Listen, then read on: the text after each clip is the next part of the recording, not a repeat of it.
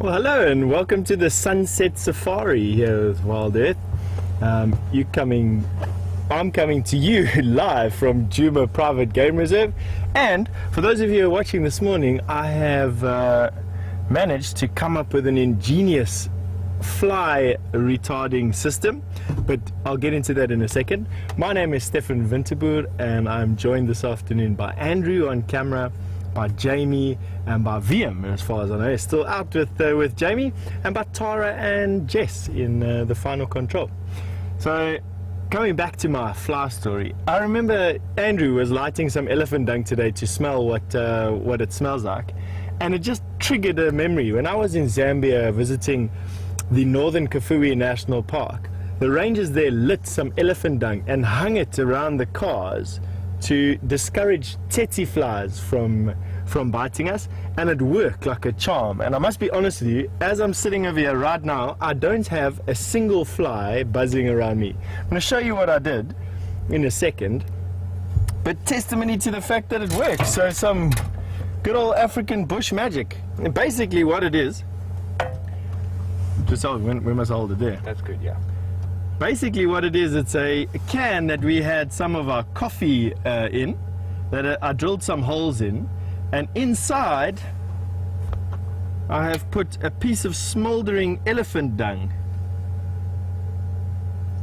You see in there? Yeah, I see.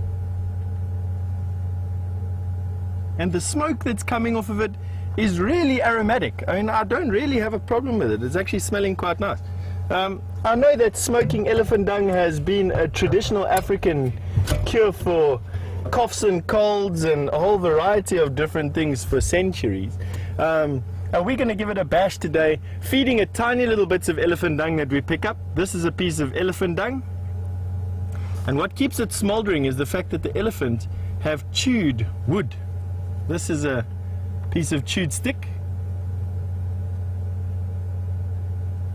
And there's another piece of chewed stick. And with their massively varied diet, we just go spray myself in the face of the elephant dung. I have no doubt that inside here the medicinal uses of plants, I mean, come through in this dung almost unchanged. Only about 20% of what the elephant eats is actually used for its own nutrition. The rest just comes straight out mixed with some water. So this is pretty much exactly as would be lying around in the bush, and of course retains a lot of its medicinal properties, one of which seems to be the fact that I don't have a single fly buzzing around me, which I think is fantastic. Now the only thing that we've got to try and do is not burn the Kruger National Park down while we're busy with it, but I have noticed that it doesn't look too bad. It just smolders quite nicely. There's not much embers that come out of it. We'll be careful, of course, and we'll carry on going. But to what we're going to be doing this afternoon, that's the main thing. As we said goodbye today, myself and Andrew were following up on a male leopard whose tracks we found just before we said goodbye. But it was quite difficult for us to see where the tracks were going because someone had driven over those tracks. But as we came out of the block, lo and behold, a drag mark was on the road. And a drag mark means that something that is dead was being carried by something that wants to eat it. And when we followed up on the drag mark, we saw that it was hyena footprints had been dragging something. And we tracked and we tracked and we tracked. And eventually, right at the Djuma waterhole, the drag mark ended at the Djuma waterhole. So the hyena actually put the kill in the water, which they do to get it away from other predators. Hyena are quite well known for doing that. But now what myself and Andrew have done is backtrack that drag mark to see where that hyena stole that kill from that lion. From that leopard. I have no doubt that he stole the kill or a piece of the kill from this male cat. It's just too many coincidences for it to be in the same area. And my hope is that somewhere along this afternoon we can actually find out what it is that A, what it was that died, and B, what killed it, so that we can show it to you. But without further ado, let's carry on going.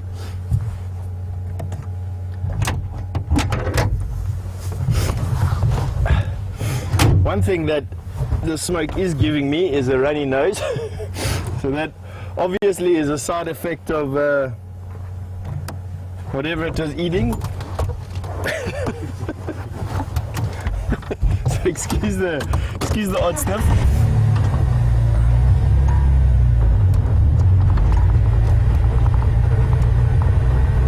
Now the flies are attracted to movement.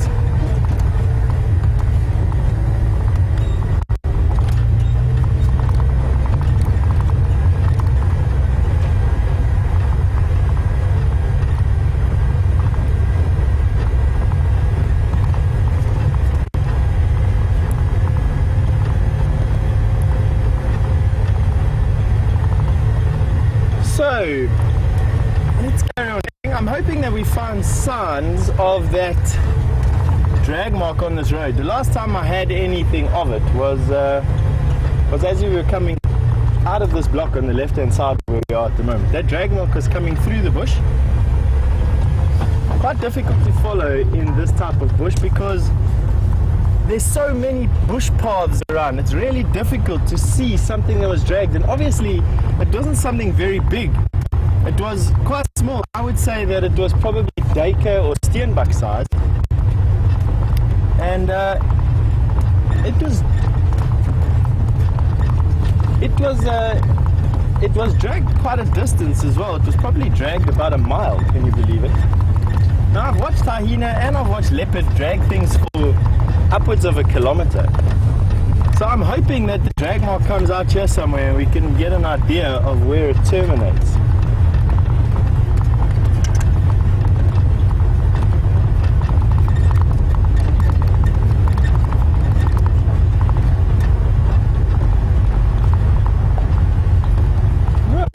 While myself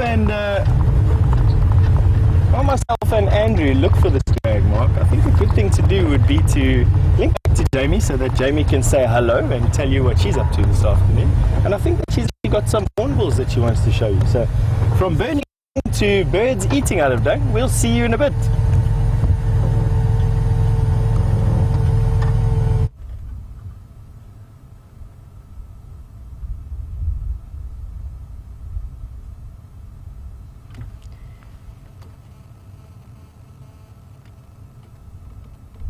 Good afternoon, everyone, and welcome to the Sunset Safari. For those of you who don't know, my name is Jamie, and I have VM back on his second drive since he was on leave on camera with me. Great to have the wildebeest back on board with us once again. And we are currently in Arathusa. We're sort of checking out the drainage lines. It is a really, really hot day today, nice warm afternoon. And that's led us to think that hopefully the best chance for finding things might be in the shade and somewhere in a drainage line. And for those of you who might have missed the sunrise safari, we had the Birmingham boys right on the western boundary of Arathusa. We were really, really lucky. They went flat cat just at the edge, so we were able to spend a little bit of time with them. And we did have a big thank you to say to a lot of the zoomies who alerted us to their presence at the Arathusa Dam at about 5 o'clock this morning. And I'm hoping that they are still in the vicinity. I'm sort of heading in that direction, however, it is very, very hot, and I strongly suspect they will have moved into the drainage line for a little bit of extra shade, which unfortunately puts them just out of our reach. But we're going to head in that direction anyway, just to see what they're up to. Our snacking hornbill has left. He was just digging through some buffalo dung from yesterday's buffalo herd that moved through this area and catching up on termites and maggots that were probably making their way through that dung already, only 24 hours later. And we are on Zebra Drive.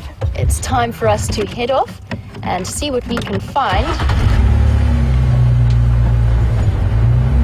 Still no sign of Shadow's tracks. I have been looking very, very carefully.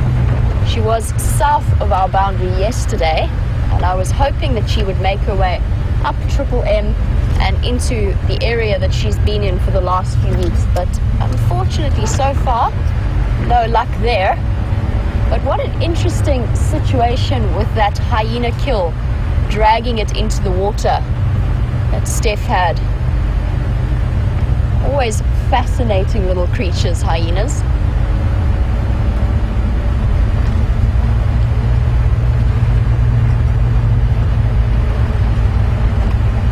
I'm also very much on the lookout for the Anderson male's tracks. And for those of you who might be joining us for the first time or not too sure what's happening, the Anderson male is a very large male leopard who's been starting to push east into the fringes of Tingana's territory. And Tingana's typically been the ruling leopard in this area, dominant force. But he seems to be a little bit under siege at the moment by the Anderson male. So we'll be keeping an eye out for him as well.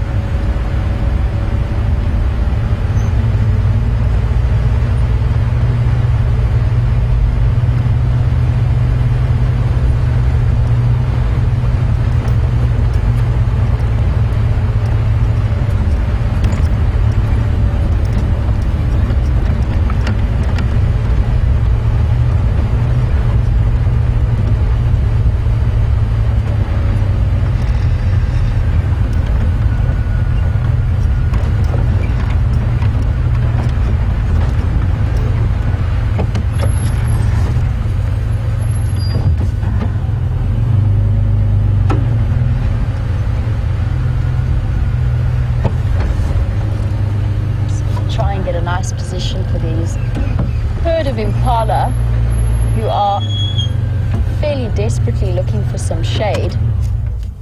There's not much to be found around here.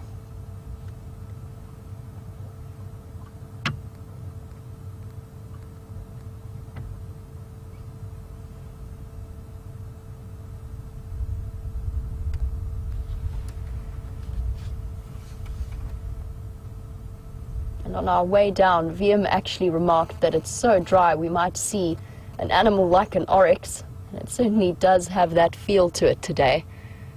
Everything is very brown and dusty, and all of the animals holding out for the first rains, which are probably only going to come sometime in October, November. So they've still got a long time to wait.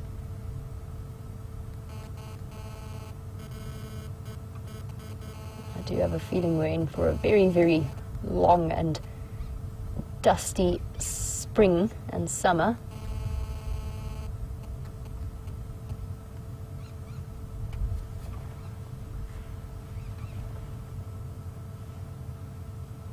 You can hear how quiet it is as well. It's just the sound of what looks like a southern white-crowned shrike sitting at the top of the tree there.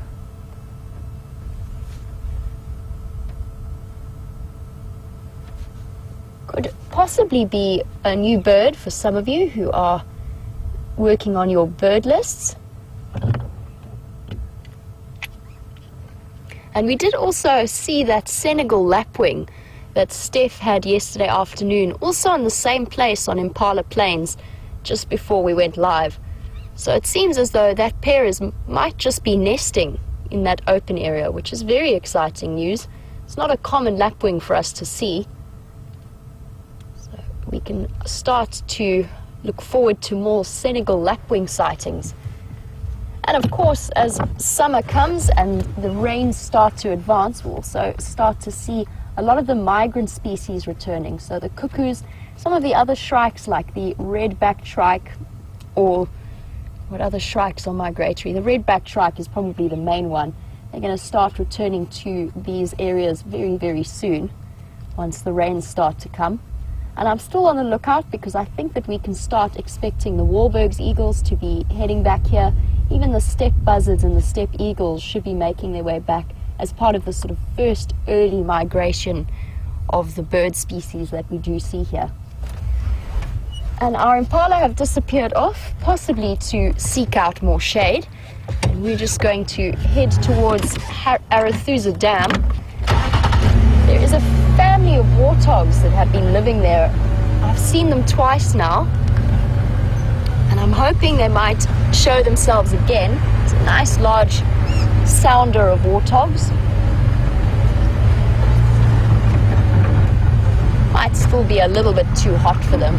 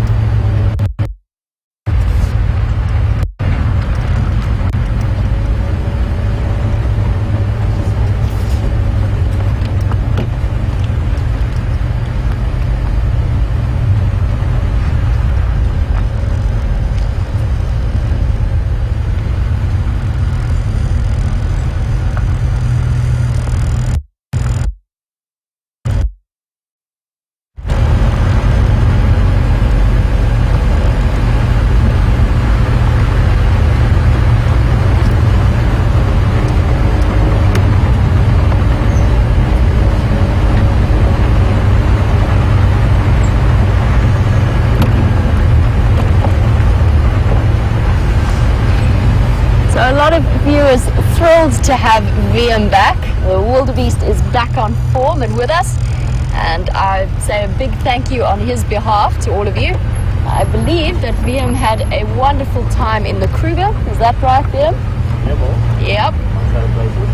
Amongst other places.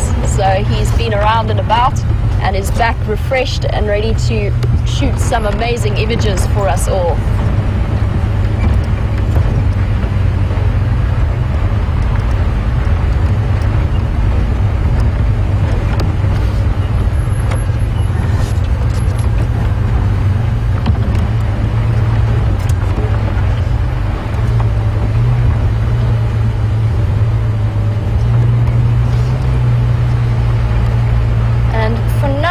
I'm going to avoid going up to Arathusa Dam just because they do have guests at the lodge and it's still a little bit early.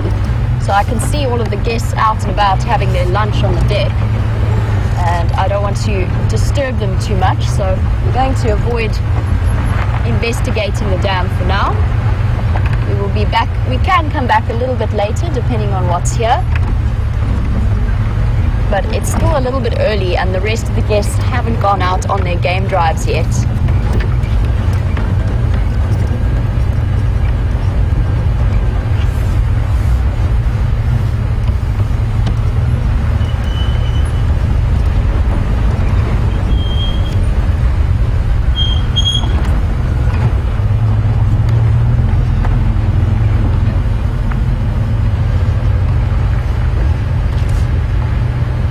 Jigger has definitely acquired a new squeak to her brakes, which I will try and fix at some point. It's a little bit tricky because I've got to get the hubs off and then get into those brake pads that I think have just acquired some dust.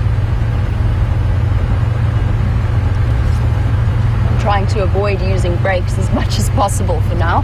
The gears work just as well.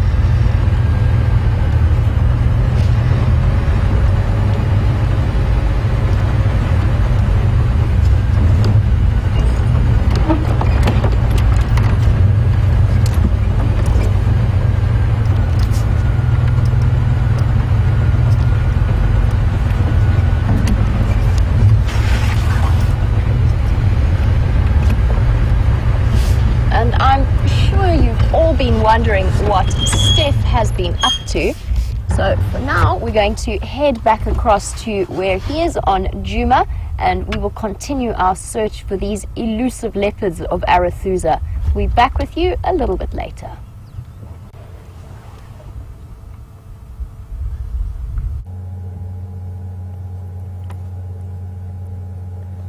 Welcome back. And here we have a hippo in Buffelshoek Dam, this Bob, Bachelor of Buffelshoek, as James lovingly refers to him. But have a look at what's on his back. He has a terrapin on his back. That is a marsh. Let me just double check before I commit to what it actually is. It definitely is a terrapin. Difficult for me to say from here, but judging from its size, I would say that it's the marsh terrapin, the larger of the two terrapin species that we get here, the other one being the serrated backed. And they're on the back of this hippo simply because they probably were feeding around the hippo's feet. So the terrapins are carnivorous. They eat insects and small aquatic invertebrates, beetles and all these things that in the detritus at the bottom of a pan. And as the hippo would be moving around and lying on its side over there, the terrapins would have been feeding. And when they finished feeding, they would have come up for a breath of air. They are air breathing, they don't have gills. And the closest mass out of the water would have been the hippo itself. And there you can have a look at a nice symbiotic relationship going on over there. At the moment it's commensalism, which means that the marsh terrapin benefits, but the hippo neither is harmed nor benefits from the relationship. But if a buffalo or two had to come down to the water, there you see mutualism, because the buffalo carry a lot of parasites on them, and the marsh terrapin is well known for going up to buffalo that are busy drinking or wallowing in ponds and biting off ticks. So the terrapin gets a feed, the buffalo gets cleaned, and then the symbiosis is called mutualism, where both parties benefit and neither are harmed. Nothing much else happening here at the dam. I had a fear that it was going to be a bit early for us to get here this afternoon, but nevertheless, it gives us something to come back for. Generally, dams like this are busy at midday, and then this time of year again, close to sunset, where it starts to pick up again. I didn't really expect to find anything much. I really came over here to see whether or not there were some tracks. This road that leads up to this dam is quite well used and holds tracks quite well, which I was I'm hoping to find some sign of this leopard that we've been looking for. Feels like we've been looking for this leopard for days now. Nonetheless, we're going to carry on with our search, and we're going to keep on going.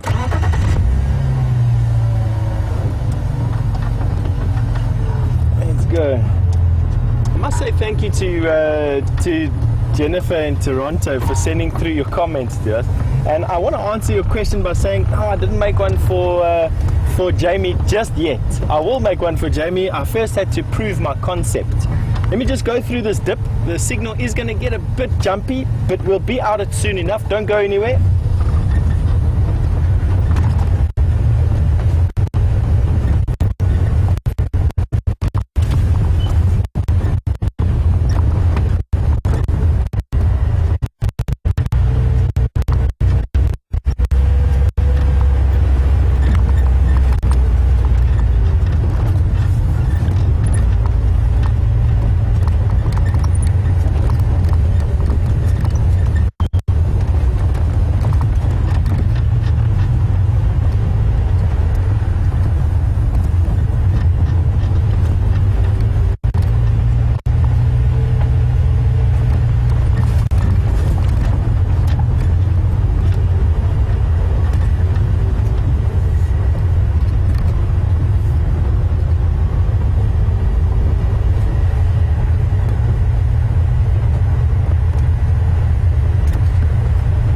So the signals come back to us again.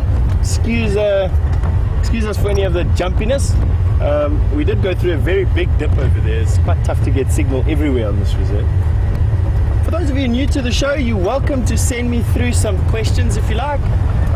You can use the hashtag Safari Live on Twitter, or you can use the email questions@wildearth.tv, and we'll try and get through as many questions as we can in the drive.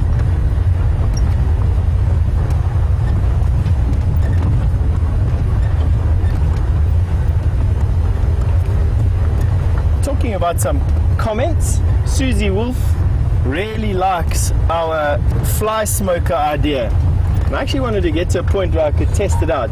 As you can see from the top of my head at the moment, and I'm trying my best to stay still, it feels like 50 or 60 flies, although probably only 3 that are driving me insane.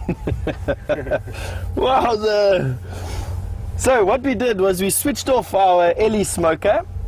Now we're going to switch it on again and see if it makes a discernible difference. It's the only test. So I'm lighting it while I'm in the car so that I don't drop any flaming bits of anything. As you can see there, I'm just getting the wood smoldering. That's all it really takes. I don't want any flames anywhere. Here we have. Now I take this and I put it into my smoker. And then I hang my smoker on the side of the car. Oh, hang on, wait, let's do the test first. With it billowing around my face over here. Can we see any flies on my head at the moment? No. Well, I'm not going to call that conclusive evidence, and I feel very, very sorry for not warning you to put on your welding goggles before looking at my bald, shiny head in the sun. No, we won't call that conclusive yet, but I must say, so far so good for this fly smoker. It looks like we may have stumbled onto something over here. You know, when in doubt in Africa, always just watch an African. They've always got an ingenious solution to a lot of the problems that we have out here. I promise, it's crazy. From ticks to malaria to... it's crazy. I spent 3 years studying a traditional healer's knowledge out here in the bush. A large company wanted to document some new knowledge about plants, and so we started to study a traditional healer who was at the stage, he was 91 years old. He had spent his entire life learning about plants and comes from a line of traditional healers. In this area they're called Inyangas, I-N-Y-A-N-G-A, Inyanga. And an Inyanga is not a spiritual leader, it's literally a bush doctor. That's what an Inyanga is.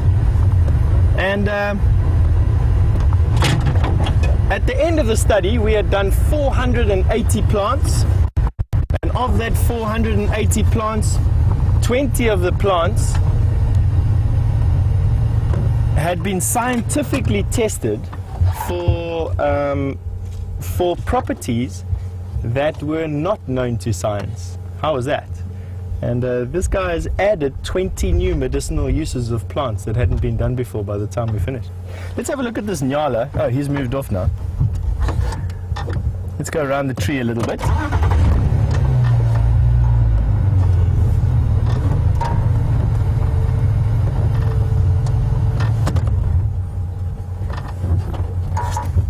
Have a look at this big Nyala.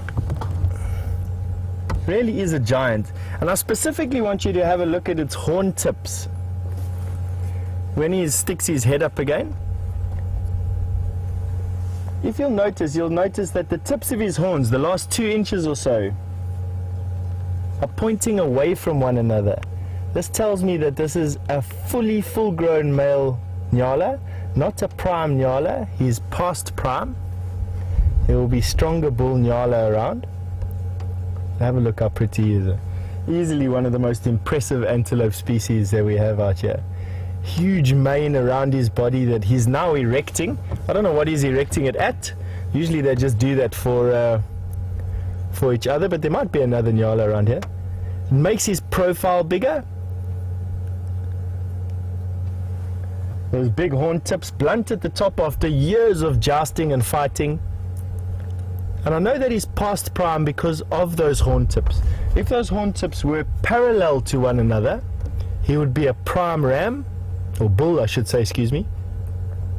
And if they're pointing towards one another, he would be an immature bull.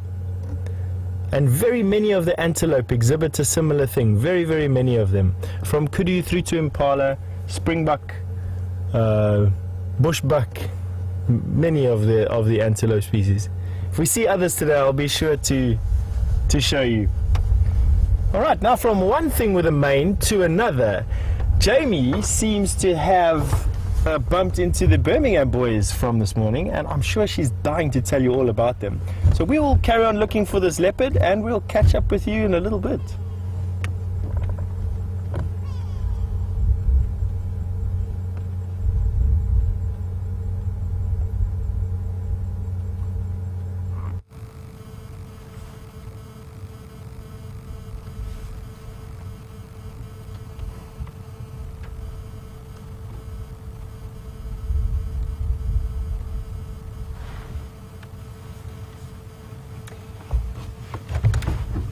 Welcome back everyone, and I just thought since I was in the area I'd pop my nose in here and have a look and see if these lions were up to anything. And as you can see on this hot Saturday, I think it's Saturday, yeah, Saturday afternoon, they are not up to very much at all. Very, very relaxed boys, just paws up in the air, and exactly where we left these 3 this morning.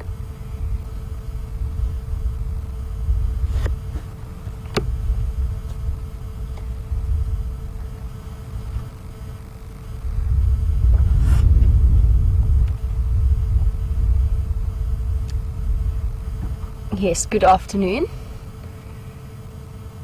And that is the large blonde male, the oldest of the 5, it looks like.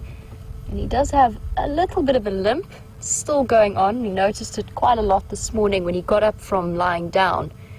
It looks to be like his front left paw. And I can't see anything from this angle at the moment. Might be a little bit swollen at the ankle. Doesn't seem to be hampering him too badly, considering the distances that these boys have been moving over the last few days as they start to try and establish themselves. And they are still looking fairly contented with life. Those bellies are definitely not empty, although they will be hunting fairly soon.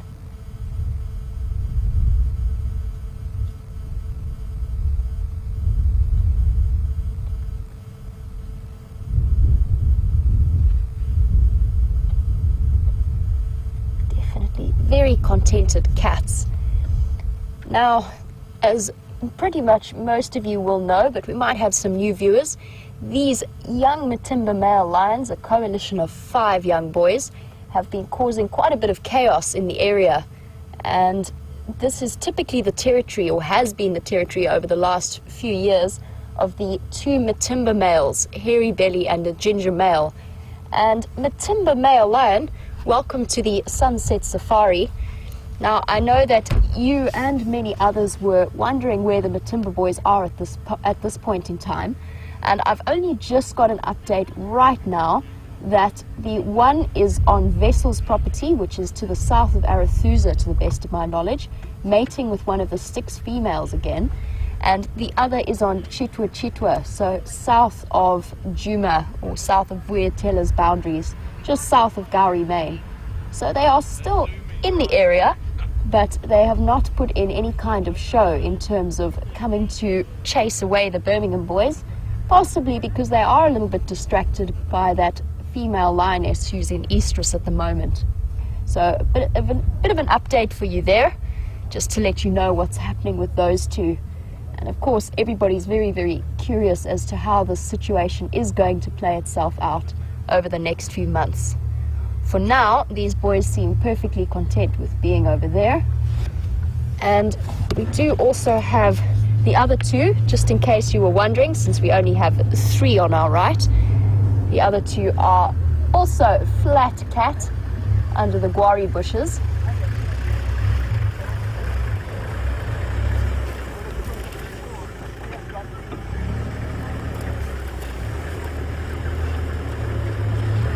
Looking just as contented and relaxed.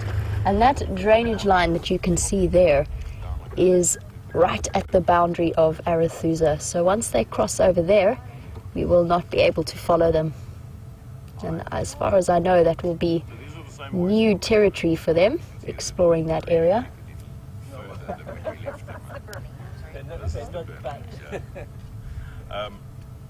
Because I heard some of you mentioning that they're snuggling quite nicely. Yeah. Do you remember we were discussing And I'm looking to see for any flicks of the ears or flicks of the whiskers that might indicate that they are in any way bothered by flies. And I must say, it's something that I've noticed about Arathusa, is that I certainly am not plagued in the same way that I am on Djuma. But the lions are still responding every now and again to the flies, and maybe they should try Steph's elephant dung burning approach, which I think is the most innovative method I've seen in a while. I'm hoping it works out for him, because if it does, I might give it a go.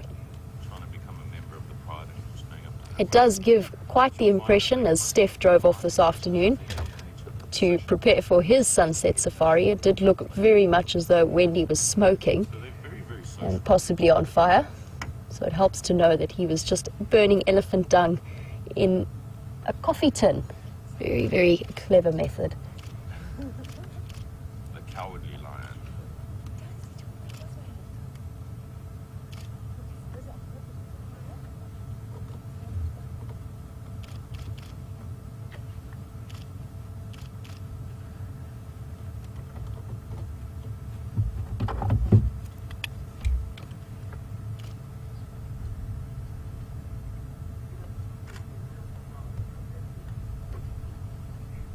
Roy.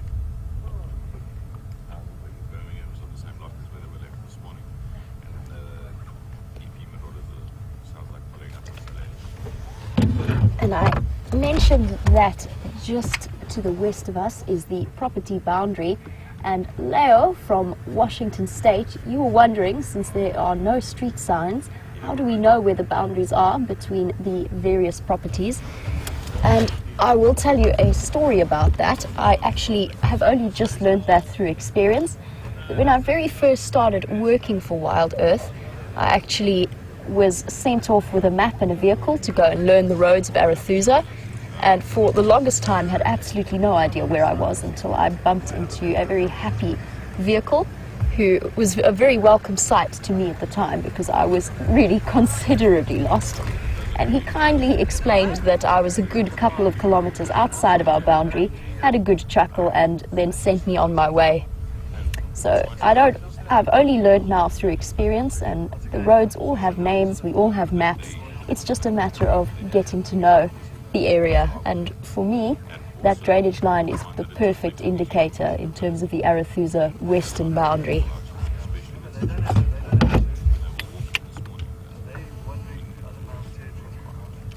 Plus, we're also under the impression that you get to sit in enough traffic you don't need to. And as I'm sure you can imagine, this is quite a popular sighting, and there are lots and lots of people who are keen on having a look at these lions. So we are going to have to leave them for now, and we'll come back a little bit later if they still are around. I don't think they're going to be moving anytime soon. They definitely don't look like they're going to. And in the meantime, Steph has a fantastic group of dwarf mongoose chilling out in the sun, and we'll be back with you a little bit later. Bad? Oh, no. Flies not bad yet.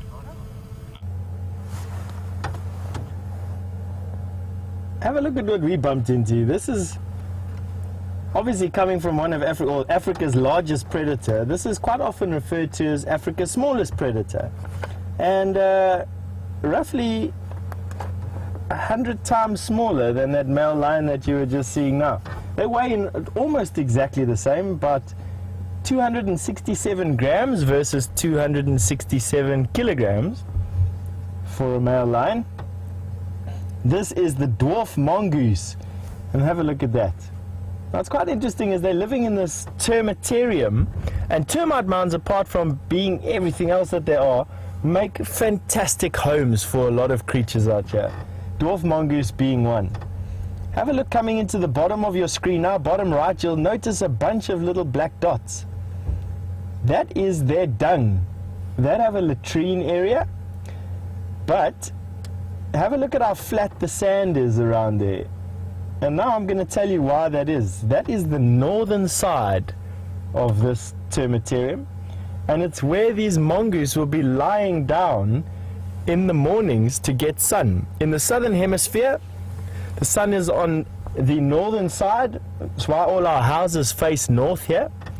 It's to get the warmer side. It's the warmest side of the termitarium, and they would come out in the morning after spending a night inside the termite mound and sun themselves before feeding. And that's where they've defecated as well as been lying there in the sun. Isn't that wonderful? Now, they live in quite big groups, and they are very highly social. They're very, very social animals. The groups number on average about 12 individuals, but they have been known to go up to about 32 individuals at a push. And only one dominant pair will be the pair that has babies, the alpha the alpha male and the alpha female. The rest of the group of mongi or mongai or mongooses or mongoose, however you want to say it. I don't think there is actually a collective name. They will help forage and help look after the babies, the generations. And as they reach maturity, they will leave, wander around alone quite often until they find a mate, and then they'd start their own little colony.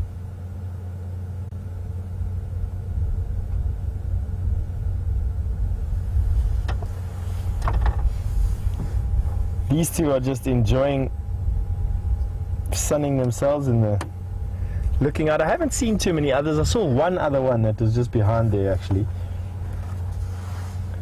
What a beautiful sight. As you can see, they're very alert. Now their territories aren't very big. Their territories are about 1 square kilometer, or about 0.6 of a mile. Oh, there's another one sticking his head out.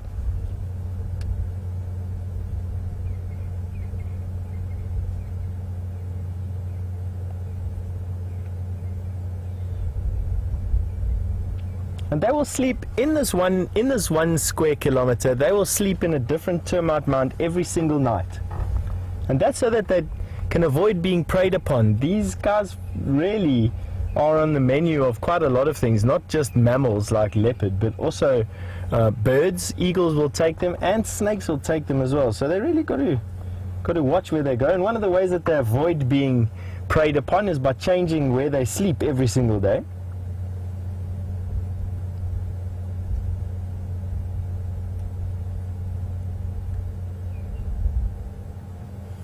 And much like lions, if sick and injured members of this group are able to keep up with the clan as it moves from one place to another, they will be looked after. They will be fed, they will be groomed, they will form part of the social group. But if they fall behind, they're on their own. And that's because the needs of the many outweigh the needs of the few. And they really won't come back and look after a very sick one. I once saw one that had been spat in the face by a Mozambique spitting cobra, and I was wandering around blind for a couple of days in the territory. How it didn't get eaten, I don't know, but eventually that one went back to its clan. As soon as it could see again, it walked through the bush, going probably from foraging area to foraging area, and when it found its clan, it was accepted again. Can you believe?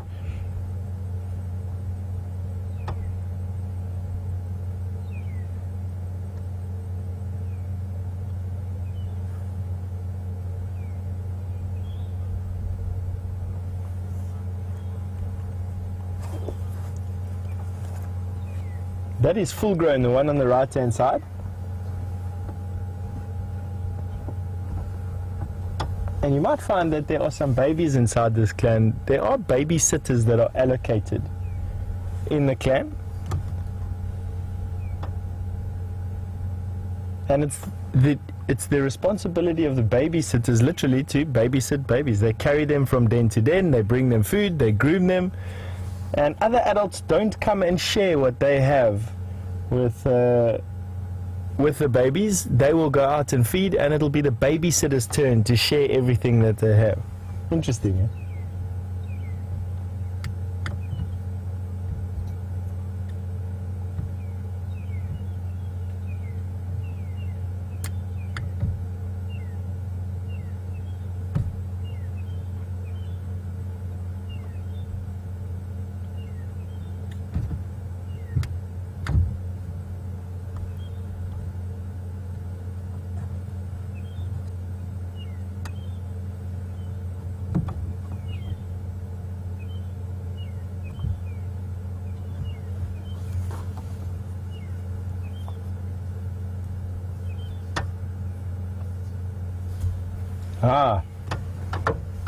Welcome to the show, Dennis in Lakeville.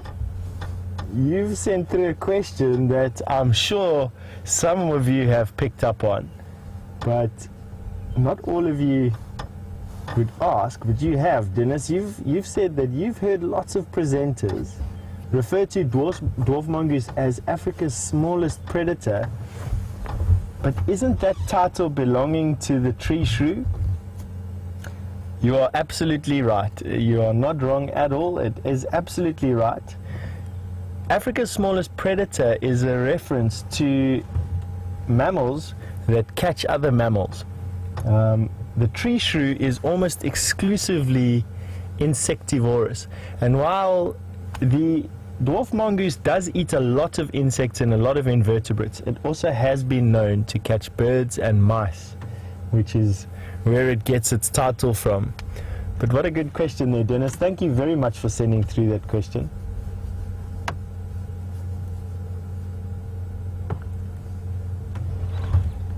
I must be honest, I'm absolutely loving this smoke at the moment. I'm sitting over here in a wave of smoke which is burning my eyes, and I'm starting to feel a little bit lightheaded, but to be honest with you, I don't have a single fly on me, and neither does Andrew. For the first time, we haven't been hitting ourselves red in the face. I'm actually going to say that this works. Well done. Yeah, awesome. All right, we're going to leave these dwarf mongoose for a bit, and we're just going to answer one more question from Joyce in New Hampshire. Asked quite a hardcore question, Joyce.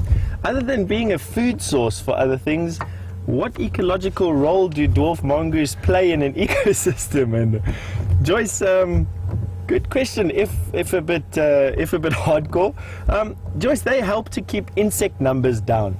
So as you go down in the trophic levels, as you go down in the food chain, closer to a producer, numbers increase. And in terms of insects, their numbers can be super abundant. And obviously insects eat plants, and plants do grow. Too many insects without predators on insects, and you'd get an overabundance, an overgrowth of plants. Things wouldn't be able to move through the undergrowth. Too many insects, you don't have enough grass, you don't have enough food for everything, and the entire pyramid collapses. These dwarf mongoose, and in fact everything out here, lives in a balance with everything else. One keeping another one in check, keeping another one in check.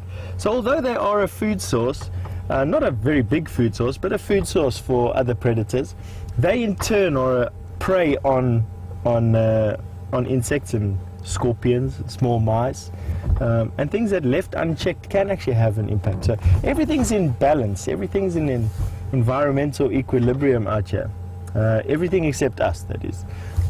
We tend to stand outside of that, but we try and maintain it as best we can in places like this, which I think we do quite well. So thanks for the question there, Joyce. I think let's carry on going. We are looking for a leopard, or any cat in actual fact. Myself, I'm having a bit of an anti-leopard week, it seems, this week. I can't remember the last time I saw a leopard, to tell you the honest truth. I can't even remember the last time I tracked and found a leopard, to be honest. But we're giving it a good bash.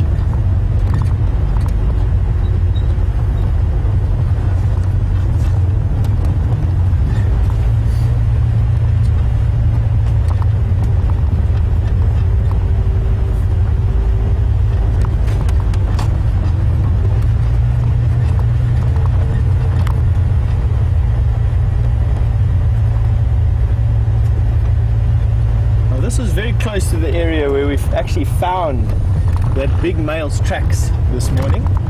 I've decided to come back into this area, not because I think that this male leopard is here, to be honest with you. Leopard very rarely come back to the same place. I just want to make sure that I haven't missed a clue about which direction that he's gone in. We didn't find any further tracks of that drag mark, so I can only conclude two things. One is that if it was a kill, it was made in that block, and if it was a leopard kill, that leopard didn't come out of that block. We've got to wait for him to come out of that block before we can find him. I didn't even know where he went in, to be honest. So I want to come and see here where his tracks have gone. Now, what is going on, basically?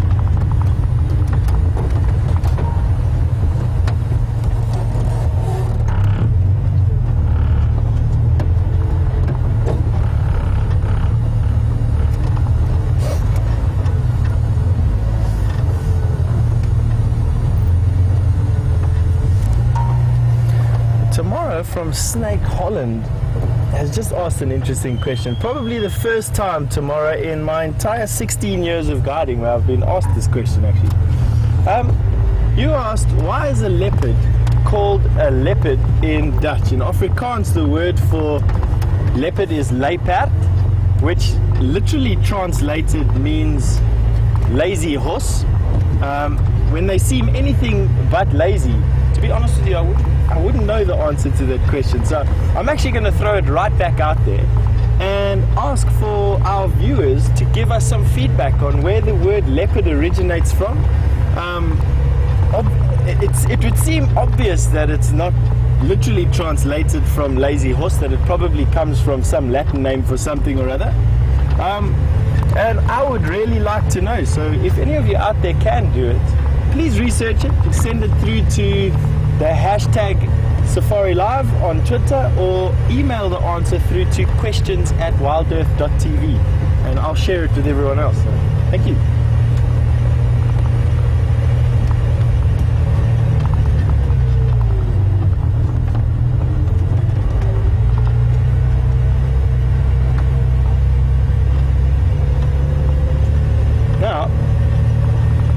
I get to this junction, it's probably going to take me a little bit of time to decipher what happened to the tracks. I couldn't do it easily this morning, so I have no doubt it's going to take me a little bit longer now that we are sort of 6 hours past that. We're going to go through to Jamie. She's apparently got some sample collecting going on that she wants to tell you something about, and we'll see you in a little bit.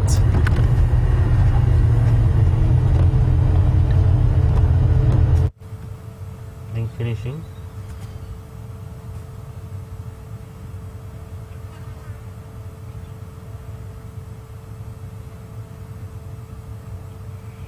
So, welcome back everyone, and as you can see, Project Packy Poop is well on its way to getting a little bit more advanced. And before I start to talk about my sample collection, Donna from South Carolina, welcome to the Sunset Safari. Now Donna would like to know a little bit of the history behind Project Packy Poop and what exactly it is I'm trying to accomplish with this whole mission. So it started out as a little bit of a joke. I picked up a tiny piece of elephant dung, really small, and popped it on the dashboard and asked the viewers exactly how old they thought that elephant was that had created that particular tiny piece of poop. And the problem with that particular question was that I honestly didn't know for sure what the answer was. And so it started Project Packy Poop, where I sort of vowed that every time I saw a small or young elephant defecating, I would come back and have a look at the size of the poop and get a rough idea, because then I'd seen the elephant, I sort of knew how old it was, and then I could compare sizes of poo. So yesterday on the Sunset Safari, Andrew and I were sitting in this exact position where I've parked the car now, and we had one female elephant, one cow, and 3 young males of different ages. The youngest was probably about 2.5 years old, and he was the one causing a little bit of trouble and then being bullied by the middle male, who was about maybe 5 or 6, and then there was a slightly older male who I put at about 7 or 8 years old, getting a little bit older, almost at that teenage stage of elephanthood. And what I did is I came back here and I collected a couple of samples. So on the right here, would be your right, it's my left, that took some serious thinking for a second. On my right, on your right, mommy's poo. This is an adult female's dung ball, and you can see roughly what size that is as a useful comparison source. Then we have the eldest male elephant, who, and this is definitely from yesterday, it's still damp, and I put him at about 7 to 8 years old. And then this particular dung ball, that probably belonged to the 5-6-year-old elephant bull. And then the smallest one, I took a little bit of liberty with the smallest one because I couldn't find the fresh stuff from that little bull that we saw yesterday. I couldn't find it in this pile, possibly because another herd of elephants came through shortly afterwards and deposited quite a considerable amount of dung. But this is roughly how big I would expect his dung ball to be. Now Donna, there's no particular purpose behind this. It is just that I'm curious, and it's so nice when you are able to walk and drive through the bush to be able to explore what it is you are seeing and know just that little bit extra. So being able to drive past some ellie dung and having a look at the size of the dung balls and being able to say to people, hey, that elephant might have been around 5 to 6 years old or 2 to 3 years old, is just a nice little way of experiencing and making that experience of that bush just a little bit deeper. And it also has a nice purpose in terms of your walking experience, because although you should always be avoiding breeding herds on foot if you can, if you do come across a dung piece that is smaller than this one means that there's an elephant that's under a year old somewhere in that herd, and something that you really, really want to avoid. And not only is this project giving me that little bit of understanding, but it's also helping to contribute to my research and my knowledge, because up until I started this project, I had no idea what age baby elephants start to eat solid food. I knew that they continued to suckle for up to 2 years, but I had no idea. I knew that they started to develop teeth, but I looked into it and I discovered that at 6 months they start to eat solid, so you'll start to see the grass coming through in their dung, and they will still continue to supplement feed with their mother's milk up until about 2 years, which means by 6 months they've already got their first set of molars. It's just a way of expanding your knowledge in this area. So Project Packy Poop, I've already put the idea in my head as to what the different sizes are, so I shall return these because they are full of dung beetles and I don't want to take them away from their home. It is getting to that season where they are around. One little dung beetle. Let's keep you in the dung ball. So I'm going to return these to the environment from which they came, but we have a lesson now. So 7 to 8, 5 to 6, 2.5 to 3, roughly in terms of ages. And once again, my hands are covered in ellie poop. Seems to be a theme for the last few drives. Not that I'm ever complaining, because lots of ellie poop means lots of ellies, and I love ellies. And now it is time for us to continue. I've just had a report from some of the Arathusa guides that Sindile was seen on the Safari Driveway Junction M, so right on our boundary, and he crossed across into Hoffman's, which is outside of our Traverse area, but we strongly suspect he's going to make his way back out, especially if Shadow is somewhere still on Arathusa. So we're going to slowly make our way in that direction. Just wait for it to cool down a little bit, because it is still very, very warm, probably too warm for most of the animals to be moving around. But we do want to be heading in that direction, and so we shall continue on our route. It's just a short little bit of information about Project Packy Poop and the petite elephants who created that poop. I'm trying to think of how many other alliterative options I have beginning with P that might mean baby. I'm only getting petite at the moment, but I'm not putting all of my brain power into it.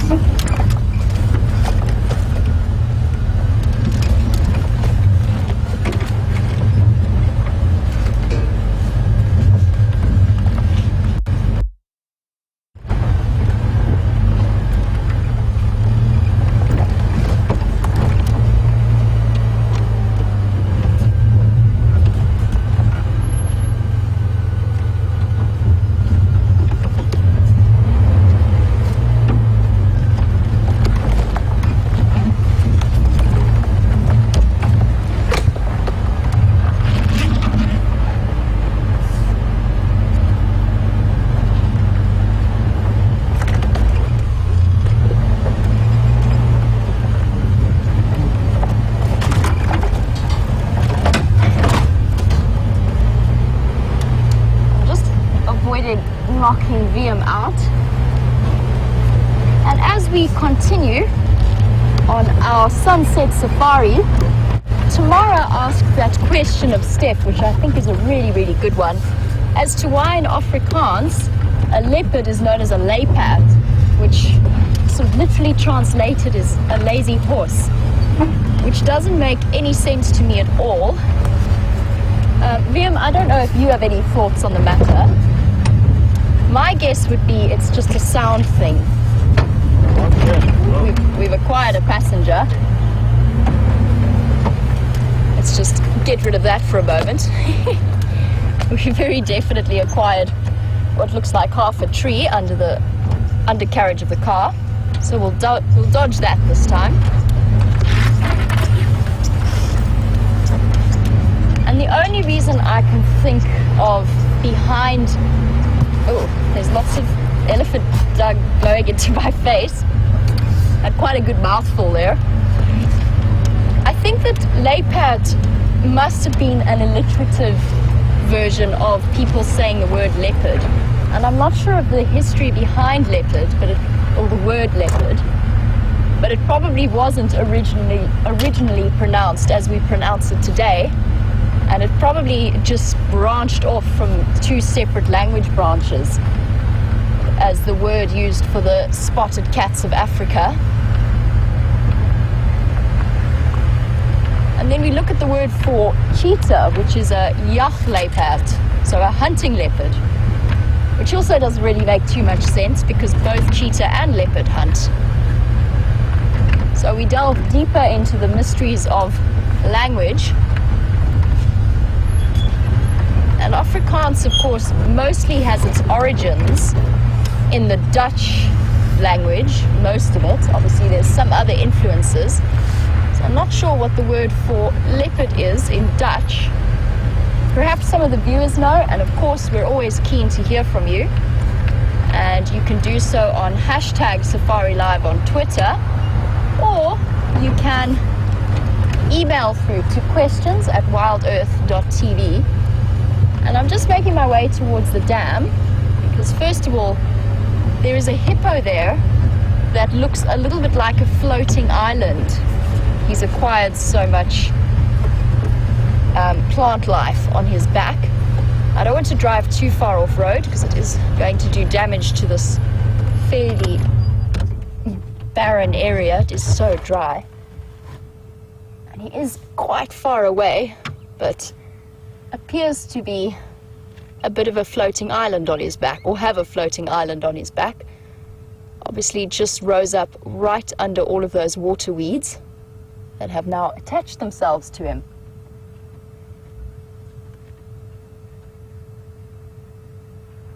Quite a peaceful scene. The last few afternoons that we've come by here, or over the last few weeks, I've often seen the hippos out and about sunbathing on the side, but it is definitely getting too hot for them to do that anymore.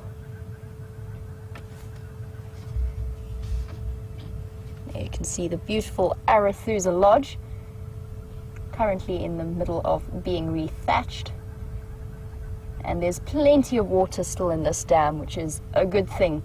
The animals are going to need it in the months to come. There are some buffalo off in the corner there, so we're just going to loop around. It looks like a group of Dugger boys. They all look like males to me. So let's loop around and have a look and watch them for a while, enjoy their afternoon soak in the dam.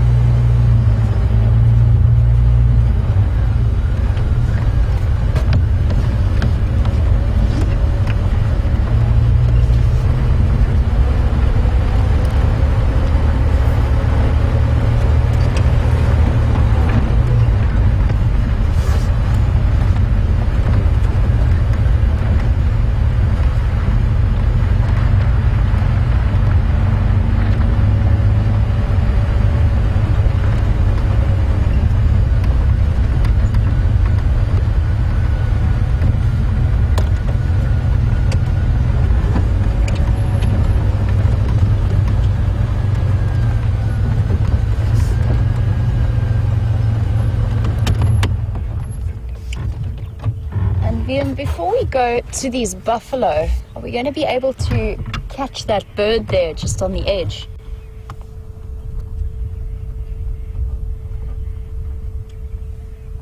And that really beautiful bird that is pecking along that russet-colored back is known as an African jacana. And it's quite a unique and fascinating bird in that the females are actually, I'm just trying to think of the word, it's polyandrous. So they mate with multiple males and they leave each male to raise their brood of chicks and continue on their way to the next unsuspecting male. And that's generally quite unusual in the bird world. For the most part, most birds are either monogamous or they are polyamorous. Can't remember the word right now, but it means that the males mate with lots of females. It is fairly unusual for a female to have multiple male mates. And quite a beautiful bird. As she's walking along there, you can see those very, very large feet. And that's an adaptation to being able to walk along either in the mud or on top of the sort of flimsy water reeds. Oh, off she goes.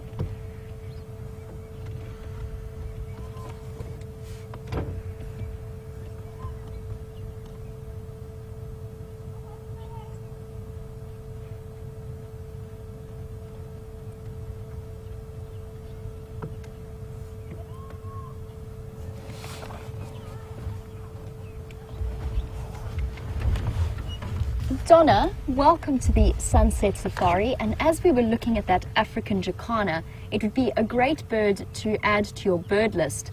And I know that you were wondering how you go about creating one, and there's no set system. Basically, just as we are conducting either the sunrise or the sunset safari, we will try and point out the odd bird. We couldn't possibly point out every bird that we see on every drive, but we will try and point out some of the few really nice, obvious ones, or maybe the little bit unusual ones for you to see. And you can just start making your own list. Just jot it down.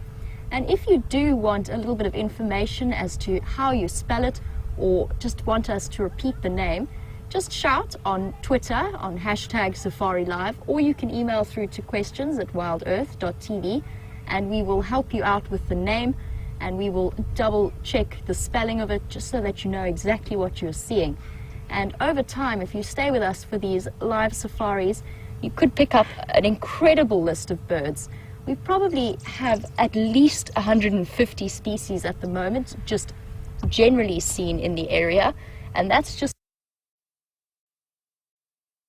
our 50 more than that. I think the Sabi, to be careful because I specific number, but over the 300 mark in terms of different species that you can see. A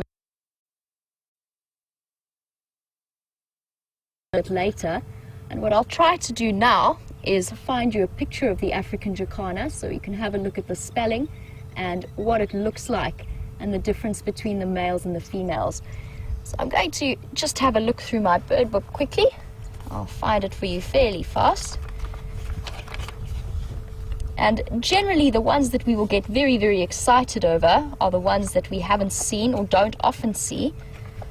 A good example being that Senegal lapwing that we've been seeing, that's been seen twice now on Impala Plains.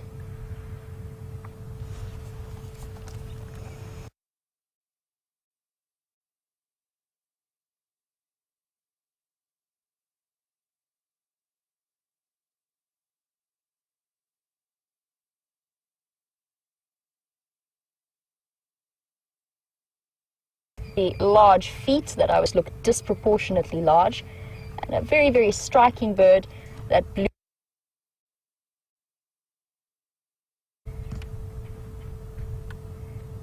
The other interesting aspect about African jacanas is that, as in raptors, so the birds of prey, the females are considerably larger than the males. So just a little bit of interesting background on the African jacana.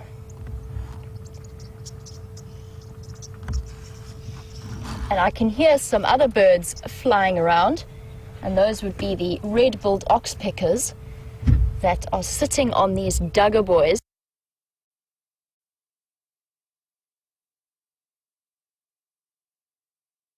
Every bird's tail, and you can see how that oxpecker is focused in on that.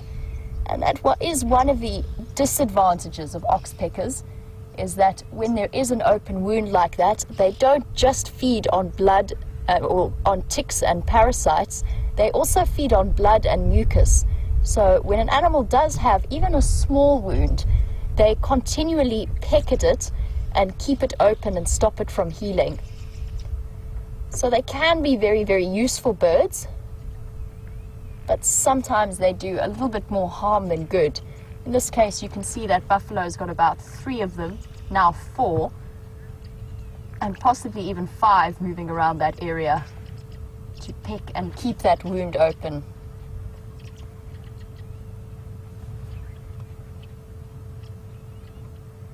And these are all red-billed oxpeckers, continuing with our bird theme. And if we do ever see yellow-billed oxpeckers, which have a half yellow, half red beak, you will see us be very, very excited. I have yet to see one while I've been here on the working for WildEarth, though I have been a little bit lax about checking every oxpecker I see.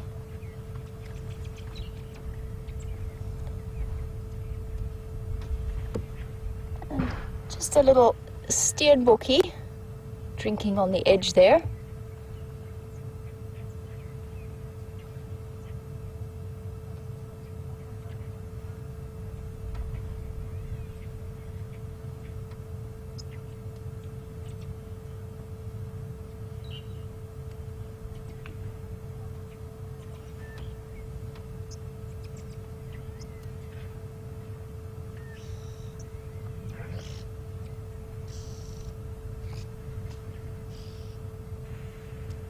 Those nests of the buffalo weaver sitting up in that dead tree. Lots and lots of bird life around a dam like this.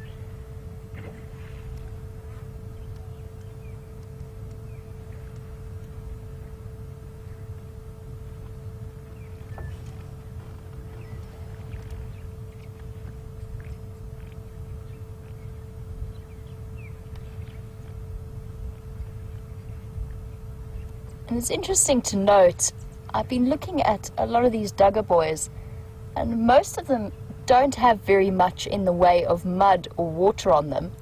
And I'm starting to wonder if they aren't feeling a little bit reticent about wallowing in the dam, as hippos are known to be a little bit grumpy and quite protective of their space, especially as the dams start to diminish in size.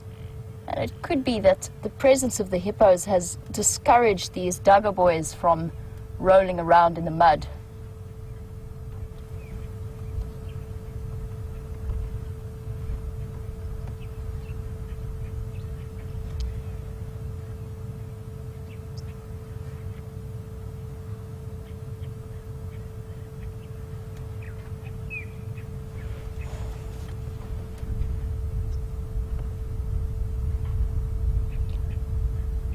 The wind is starting to pick up again for the first time this afternoon. It did start out unbelievably still and hot, and it's just starting to blow ever so slightly, hopefully to bring a little bit of a cooler weather, or at least just a little bit of a drop in temperature, as we start to see the cats and various other animals get active again for their evening movements through the bush.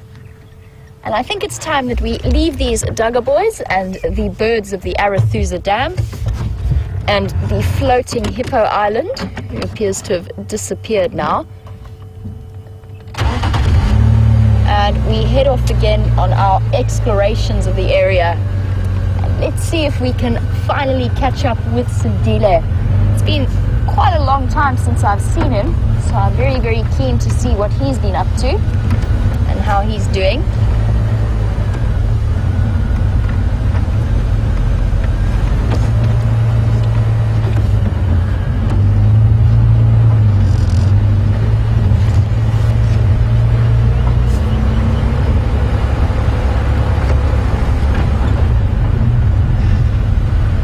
Those of you who keep up with some of the more peripheral leopard characters of this area, Salayesh has been spotted this morning on Elephant Plains. She is a female leopard who has, I think her cub is about 3 months old. So she was seen by the guides on Elephant Plains this morning, and her cub is still happy and healthy. For those of you who might have a little bit of a more in-depth knowledge of the various leopards in this area.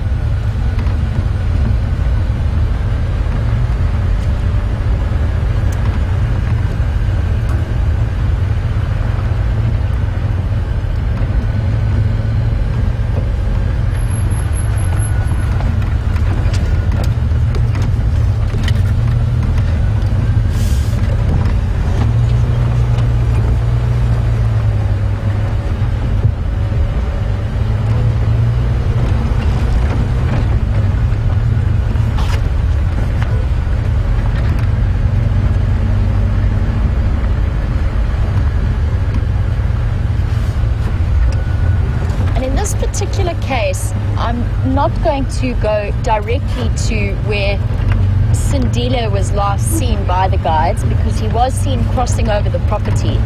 What I want to do is loop around before I go in that direction and just double check some of the more regularly used areas by Shadow. Since Sindile was on his own, and very often the times that I've seen Shadow and Sindile together have been around this sort of time in the afternoon when she's made a kill and has come back to fetch him. I just want to double check and make sure that this hasn't been the case so that we don't miss out on seeing them.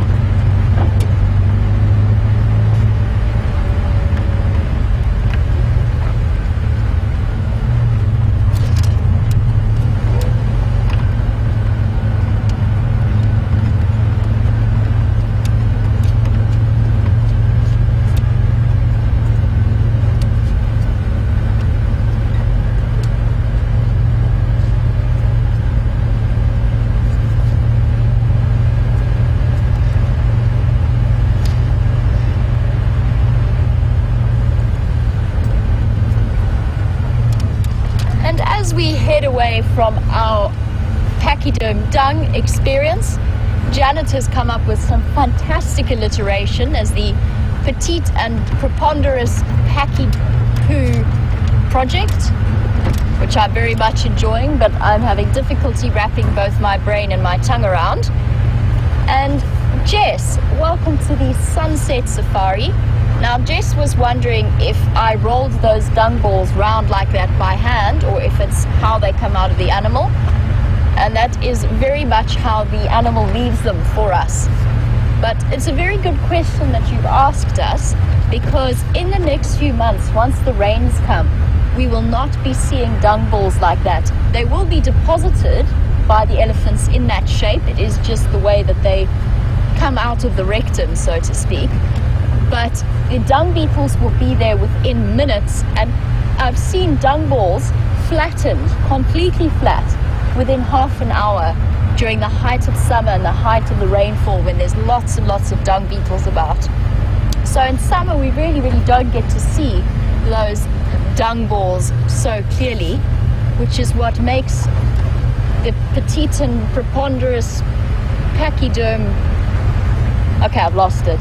But that particular project, and what makes it fairly urgent right now, because over the next few months we're not going to be able to do it. The dung beetles will have removed the shape of our dung balls before we can get to compare them.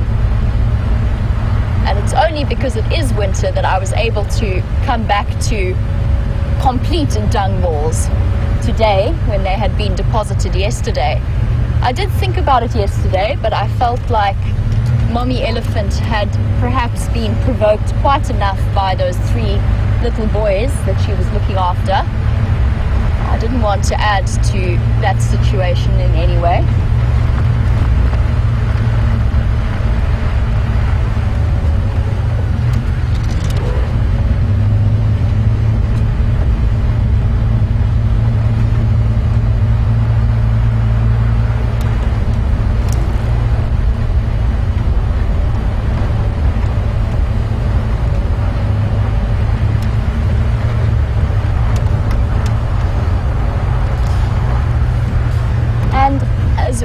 Continue on our elusive leopard tracks. Admittedly, I've yet to find the actual tracks just yet, but as we continue our search for the elusive leopards, Steph is also on elusive leopard tracks, and I'm sure that you've been wondering what he's been up to, so we're going to cut across to Steph for now, and I will be back with you a little bit later, hopefully with one of these said elusive leopards.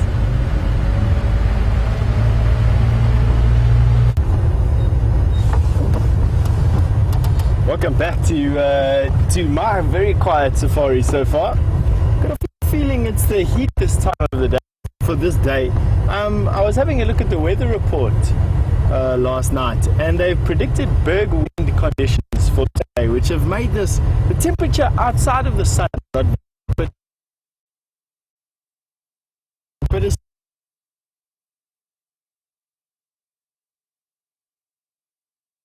hot, and I don't think too many things are moving around right now, to be quite honest. It's been an incredibly dry drive for me. Not quite the same for you've been looking at buffaloes and jacanas, and there's been all sorts of things around the dam, which is good. I'm glad that Jamie's holding down the fort, because if it was left for me, you'd all be asleep by now. Nonetheless, doesn't mean that there isn't anything around here. That's for very sure. And we'll keep on looking.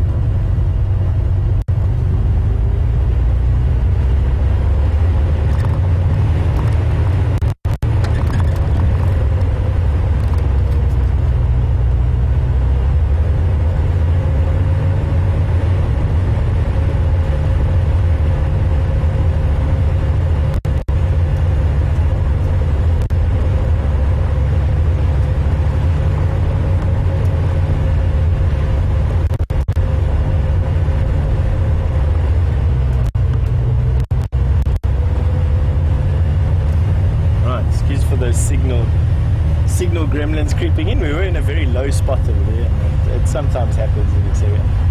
Well, I just want to say thank you to Carol and Judy, Donna, RC and Sharon, who have managed to help us puzzle out the question about where leopard comes from. So leopard comes from the Greek. It's a Greek word, two words.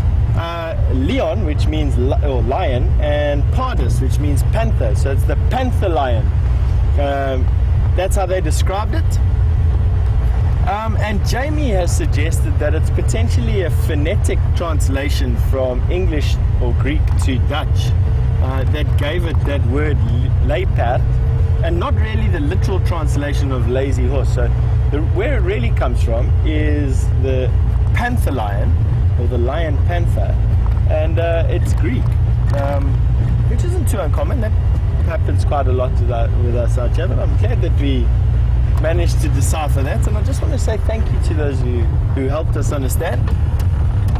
Your effort and interaction on these shows is definitely what makes it so brilliant. One of the real special, unique things about the product that we do is the fact that no matter where you are in the world, we can reach out and touch one another and learn from each other.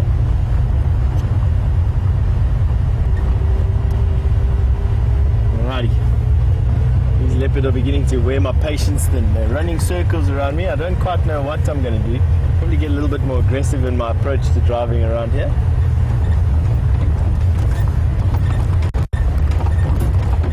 It's getting to that time of the day where it's starting to cool down. It's definitely not that white heat that we were feeling literally a few minutes ago, 10-15 minutes ago.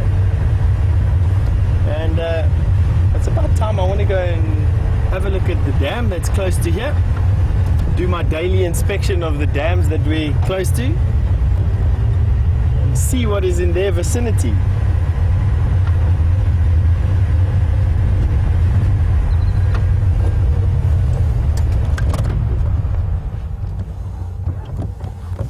That was a squirrel that just gave an alarm call there, although I think he gave it to us. To be honest, these squirrels can sometimes be a little bit schizophrenic. If it was a leopard in this particular area, he would be shouting and his tail would be wagging for all he's worth. I can't even see him right now, to be honest.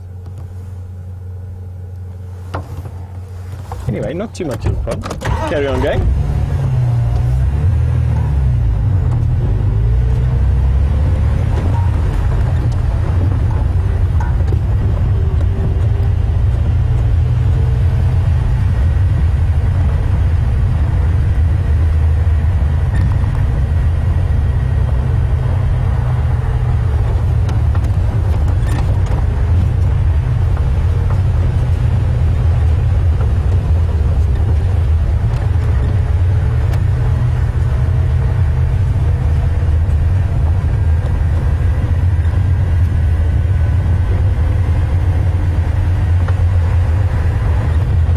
We're going to be going up this one road back to a dam, Treehouse Dam,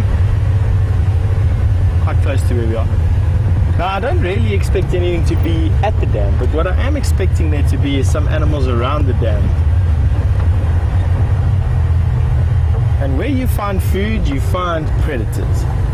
That's my...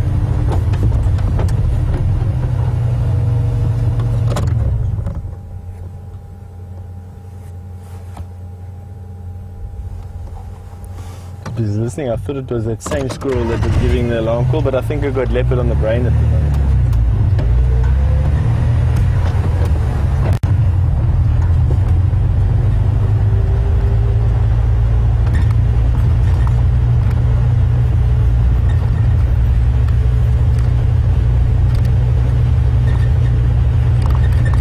And we're looking in the trees and we're looking in the shade.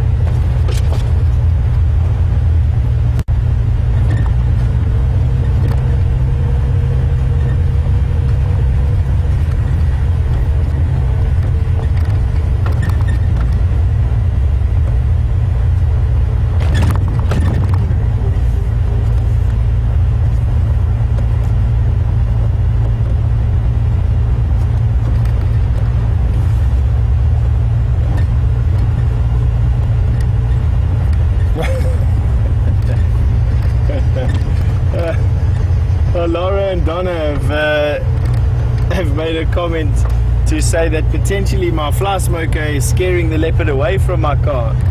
You know what? I'm actually going to agree with you for lack that for the single reason that I don't really have a counter argument to that. Although I doubt it though. But thanks for your concern. Just to let you know, I've let my smoker go out. Here we have some buffalo taking a bath in the dam. Obviously, because I said we weren't expecting anything in the water, there would always be something there. Oh, many buffalo at this dam. Wow, many buffalo. I think this is the same bachelor herd that we happened to see this morning.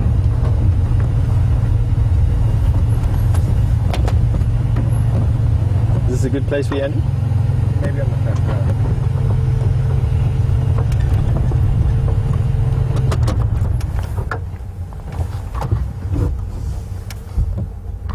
I think these are more than the ones we saw this morning. The ones we saw this morning, there were 13 of them. This is 1, 2, 3, 4, 5, 6, 7, 8, 9. This is 22 buffalo, so definitely more than we saw this morning. So they've picked up some stragglers along the way.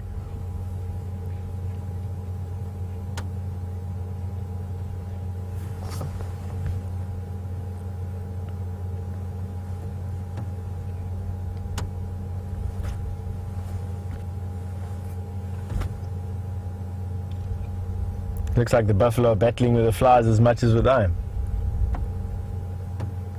I wonder what he's doing.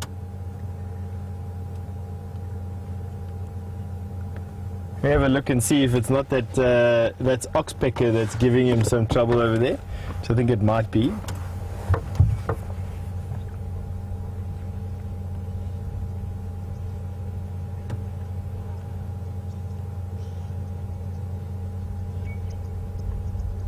No, I don't think so. Oxpeckers don't look like they are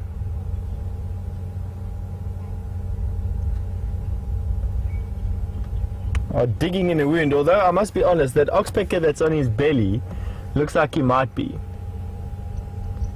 digging in a wound, which is irritating the buffalo and therefore causing him to shake his head and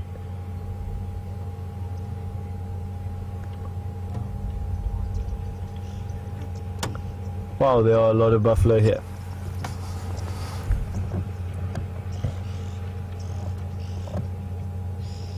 All males. And for those who weren't watching this morning, bachelor herds amongst buffalo are fairly common, especially the older buffalo.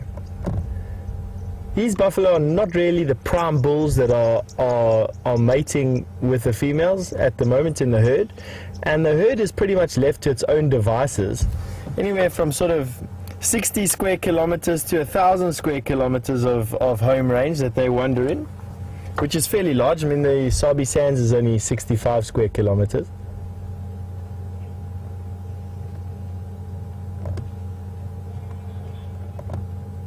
This one has a very milky eye. I see that.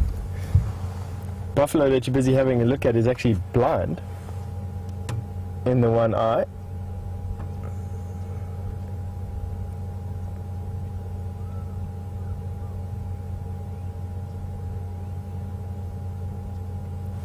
Could be from anything, an injury, it could be some type of disease. He's definitely blind in that eye, giving him this very sinister appearance.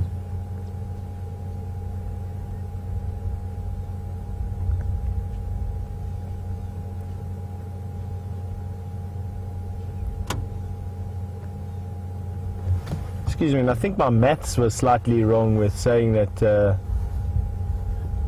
the Sabi Sands is only 65 square kilometers. It's actually 6,500, no? 65,000 hectares divided by 1,000.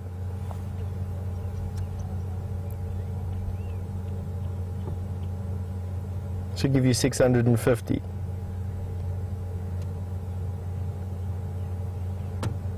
Here's Buffalo standing up. He's had enough. I see he's got a wound on his back leg. Oh. And the flies around that buffalo at the moment. Have a look when he shakes his head. Have a look at that cloud of flies that come off of his head. I can think of nothing worse.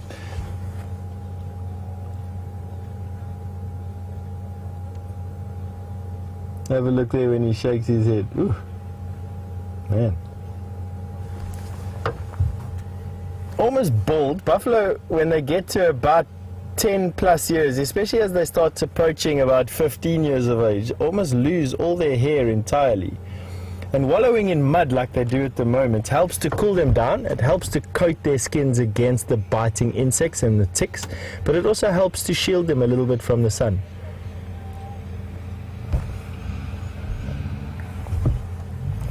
Another vehicle in the background.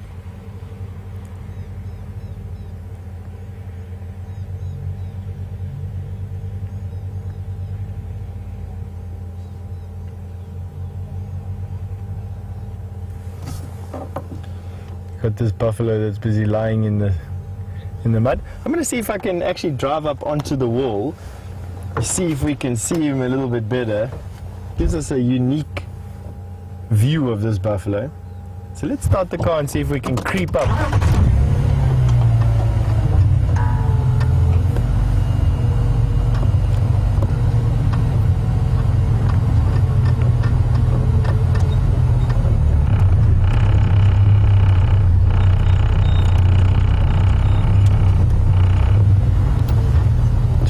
Buffalo. There's another one that was hiding over here.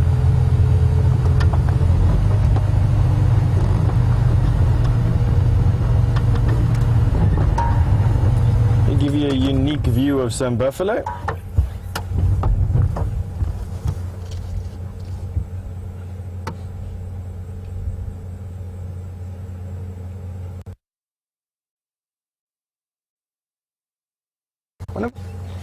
One of our viewers this morning commented on the fact that buffalo have these white marks around their eyes, and you can now clearly see that scar tissue that I was talking about. Just years of rubbing away at their horns, at the base of their horns where tick collect, there between their eye, their ear and their horn. Just gives them these scar tissues, these rubber like.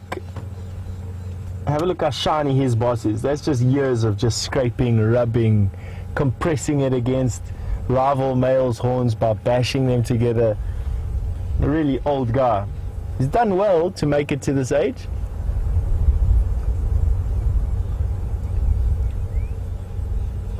I think lions in this area, the average that I was hearing the other day, is about 40% of their diet is made up of buffalo, which doesn't bode too well for this guy, unfortunately. They'll be picked off one by one. Let's have a look at that picture. That's pretty unique to have a golden water from the sun, setting sun.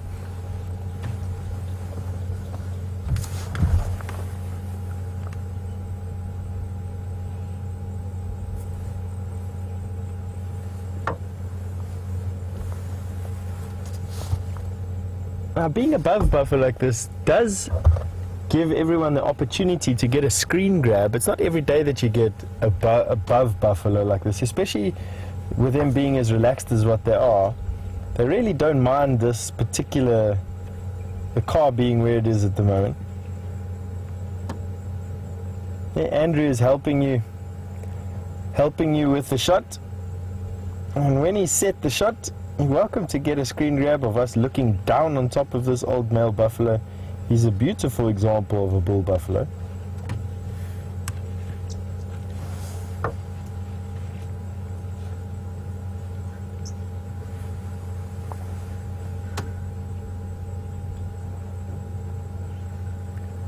Wow, and apart from this guy, we've got one of the biggest buffalo I've ever seen, actually. Have a look, he's got a tiny hole in his ear over there. Sorry, Andrew, I didn't mean to ambush you like that. He's got a tiny hole in his right ear. It looks like he was a bit of a rebel in his younger day. Have a look at that. He had an earring. Who knows what made that hole? It could have been a thorn, it could have been a branch while he was running away. Looks like he's got a diamond stud in his ear. Can you believe?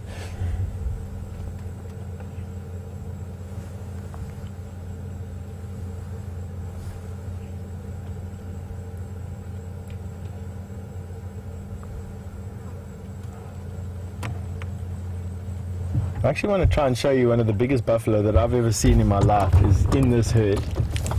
Relax there, boy. Please don't get angry with us. Have a look at those flies. I definitely feel like I'm moaning for nothing. Looking at his head compared to mine. They definitely seem to be attracted to bald, shiny things, though. Wow.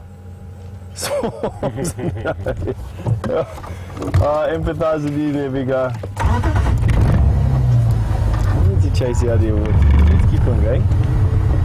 Let's see if I can find. There we go. This is honestly the biggest buffalo that I've ever seen in my life. Andrew, it's this one just on the left of this bush over here. Yeah. Now, buffalo are varied in their horns. Some of them have these massively wide horns. Some of them have deep bosses. Other ones have these curved horns. And I suppose to everybody, it depends on what looks pretty for you, but this particular buffalo is, for me, a good-looking buffalo. I don't know why, I just enjoy that deep curve that this buffalo had. Not so wide, but he has the deepest curve I've ever seen of any buffalo in my life. But I can remember, at least, anyway. I think we've actually got a rare bird.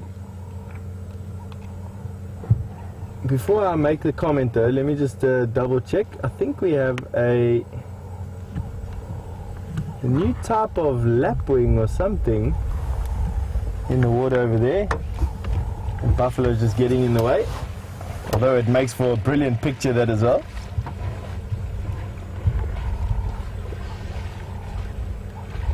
Wading through to the other side. Oh, I don't quite know where to look at the moment. We've got... Oh no, it's not a rare bird, it's just a normal, or let me say, a common blacksmith lapwing. The sun was just catching him at the right place. Oh, that's a nice picture there, Andrew, well done.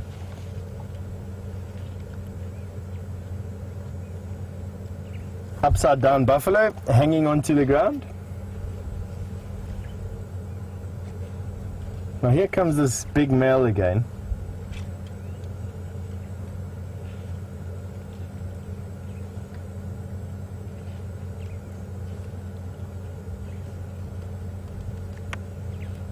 Here you can see why they get those scars on their eyes. He's showing you exactly why. Scratching.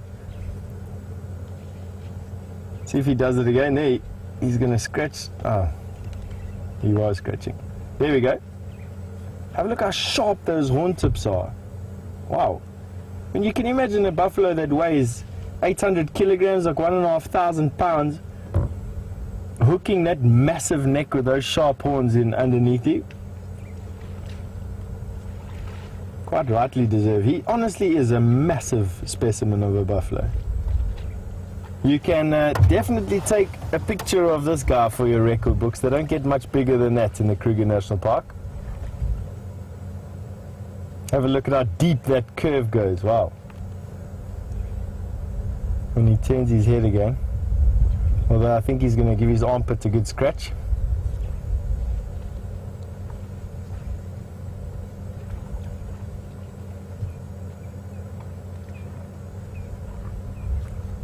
Got a bit of a runny nose. Look at that. Lovely.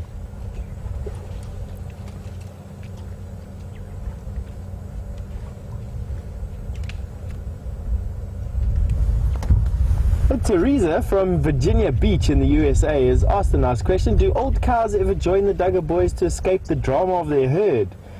The answer to that question is no, unfortunately not. They are tied into their natal herd. Bull buffalo, when they're around, I can't actually remember off the top of my head how old it is when they join the males. But when young males are ready in their adolescence, they join a different herd within the herd. They join this male-dominated society, or male society of bull buffalo, and they start at the bottom, at the junior ranks, and they basically fight for position all the way until prime specimens. Now, not every buffalo makes a prime bull, and those bulls quite often join these big bachelor herds that are apart and separated from the herds and from the chaos that is the herds. So no, unfortunately the ladies stay, or fortunately let me say, the ladies stay within their natal herds. They stay with their mothers and their aunts, with their sisters and with their daughters and with their cousins, literally until they die, which isn't too bad. You know, it's hard being a bull buffalo. Eventually all your friends get taken and you left on your own for the lions.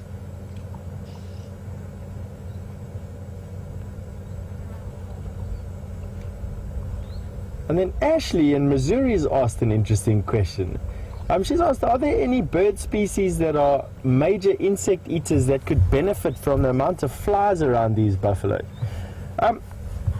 Ashley, I suppose there would be. I mean, you get fly catchers. They're a group of birds all on their own that literally live off of flies. But I've never seen fly catchers or any birds flying around buffalo specifically for that little fly that you saw on that buffalo's head. I've seen birds hanging around buffalo that eat insects that they kick up out of the grass. Drongos in particular do that.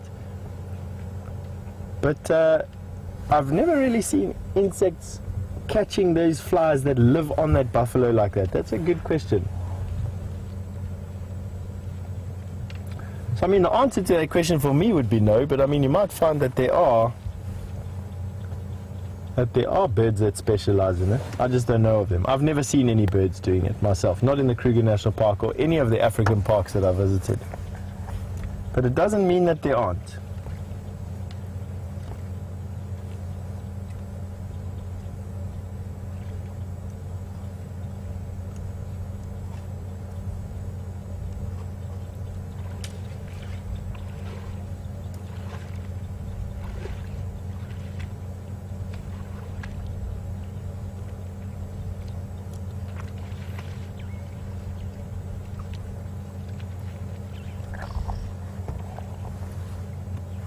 Now, what is interesting is that no matter who and how, no matter who I ask or how I apply my mind, is actually what I wanted to say. I can't come up with a answer as to where our hyena have gone. I'm absolutely stumped. There are hyena tracks everywhere, but then there generally are hyena tracks everywhere. We haven't really heard vocalizing. The odd vocalization in the mornings early while we're having a coffee just before we set out. But nothing major. Here comes another Nyala bull. Beautiful guy. Have a look at how long those horns are. Definitely a day for massively horned animals. That's for sure. I mean, this Nyala is really record book size in terms of horn length.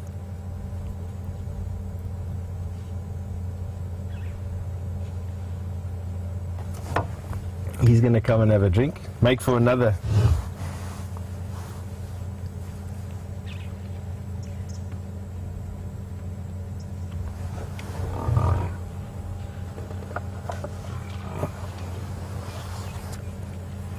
Oh, look over here. That's going to be another beautiful sight in there.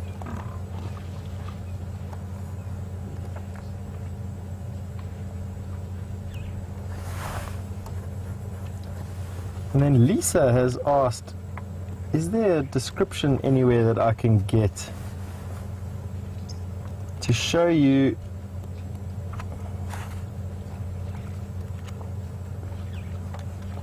age for the horn length? And there is, I just don't know if I actually have it with me in my reference books at the moment.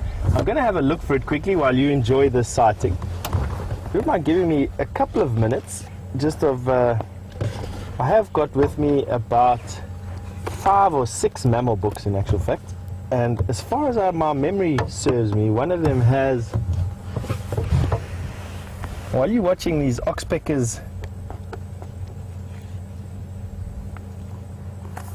enjoying the preening this nyala and this nyala having a drink, I'm going to try and look for them.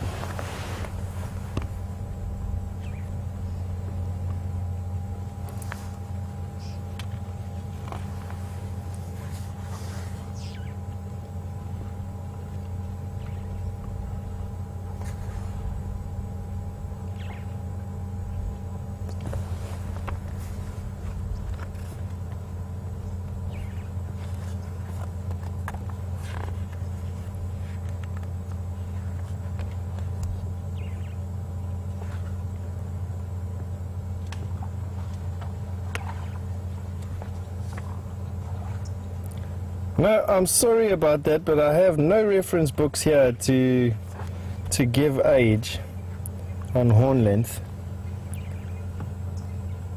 Nothing at the moment. No, I really thought that I did have that. Please excuse me on that. I don't have it.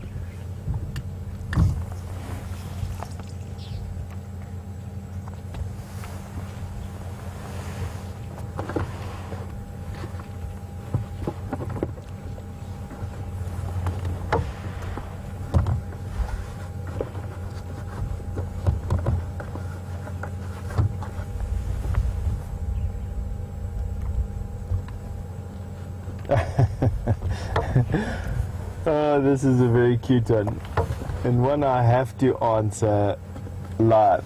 Cameron, one of our viewers who is just 5 years old, has just asked if buffalo are friends with cows. And Cameron, I have to say the answer to that question is yes. I actually have seen buffalo hanging around, for lack of a better word, or socializing with cows. They do tend to stick to themselves though. So you'll have cows on one patch of sand and you'll have buffalo on another. But yes, I have seen buffalo mixing with cows, and so the answer to your question is yes. The unfortunate thing is that buffalo are vectors. They carry a lot of diseases that our domestic cattle are not immune to, and actually cows and buffalo don't mix very well. So while they are friendly with one another, they don't do very well in terms of socializing. The buffalo always make the cows sick. Now what is going, there's 2 buffalo that are wrestling with one another, Andrew, up on the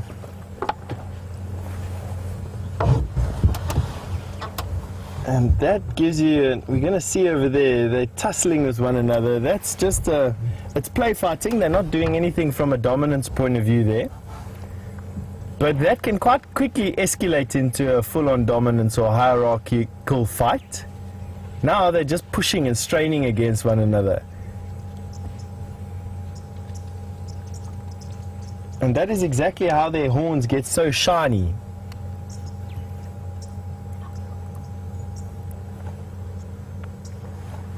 Is they keep on bumping and rubbing it, and it rubs all the... It for one compresses it and makes a relatively, and I say relatively because it's hard anyway, but a relatively soft boss even harder.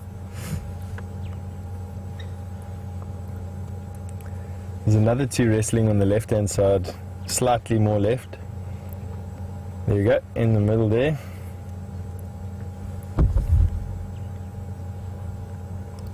You see them trying to hook one another. Now the object is when they're facing head on head, they're pretty evenly matched. It's just a strength contest. But the stroke that the buffalo practice is when one decides, just like that, to turn its head, and you can see that the other buffalo will try and hook him either underneath the armpit or in the neck. And that, for a buffalo, can be a killing stroke. So yes, they can kill one another with... if they're really intent. These guys are not really intent. So there they're just wrestling with one another, just like boys do.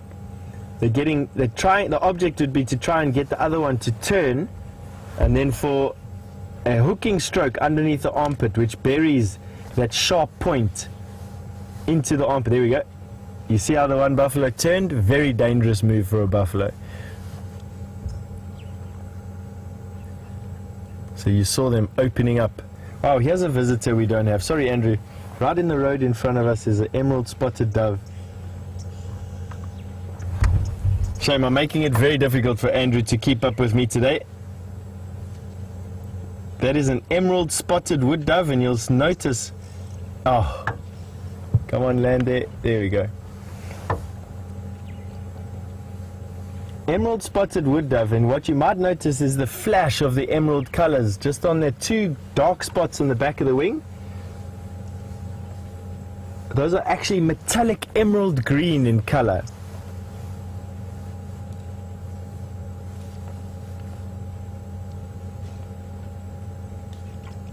Oh, quick sip of water and then gone. Sorry, Andrew. We're going from fighting buffalo to tiny little emerald doves to buffalo standing in the shadows to Nyala coming out to drink.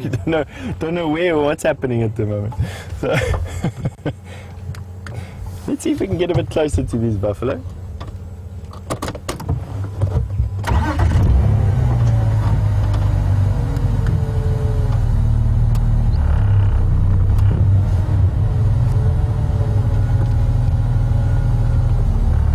Dennis in Lakeville has asked me if I've seen terrapins attacking doves that were drinking at a watering hole before, as he watched the documentary once on this phenomenon. Dennis, I can't say that I have, to be quite honest with you. I have seen terrapins attacking fish and attacking ticks on animals, but never have I seen them attacking doves. If you can remember where that was in the world, I'd love to know. These two buffalo are still having a tussle with one another.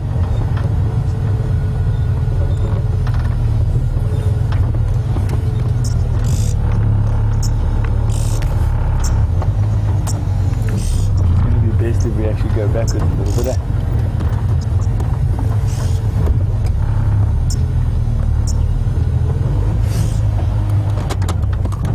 Let's have a look at these,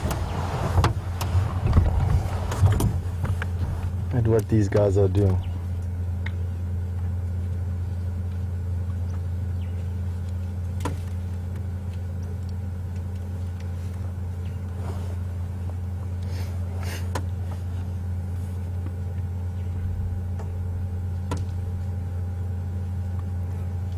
It's exactly how they get those massively developed forequarters and necks, is straining and pushing against one another. You can see those sharp, wickedly curved horns.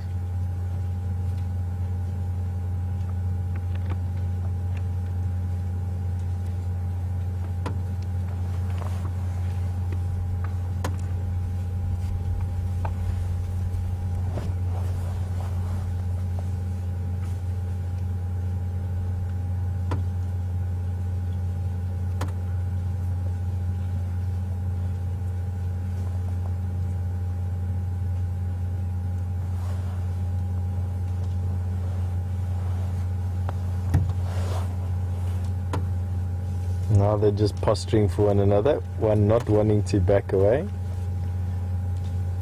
or not turn and back away, at least anyway.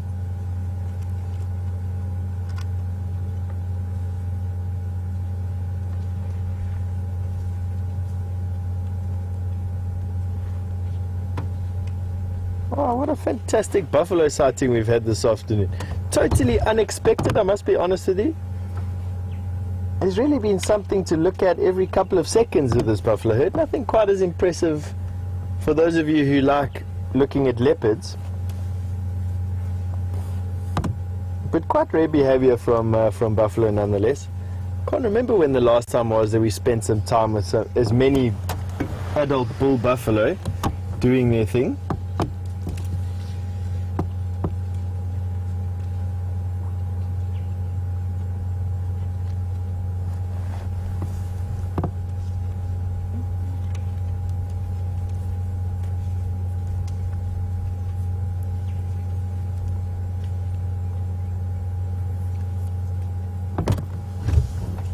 One of the quintessential African pictures, that buffalo in the dust.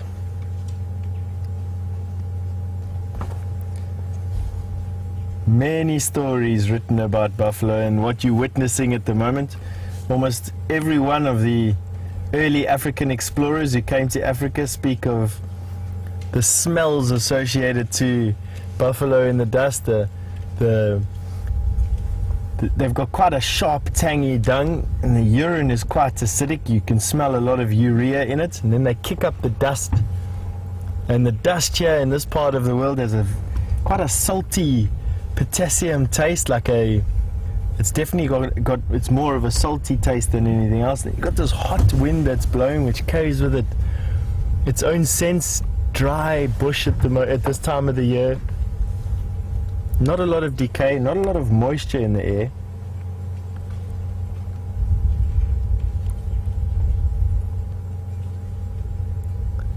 And of course I grew up on these stories as a young man. I loved reading stories of people who had come to Africa and pioneered European travel through it. Quite often, more often than not, at least anyway, relying on, as you can see, I was back to swatting flies again. Our fly smoker has run out of fuel, and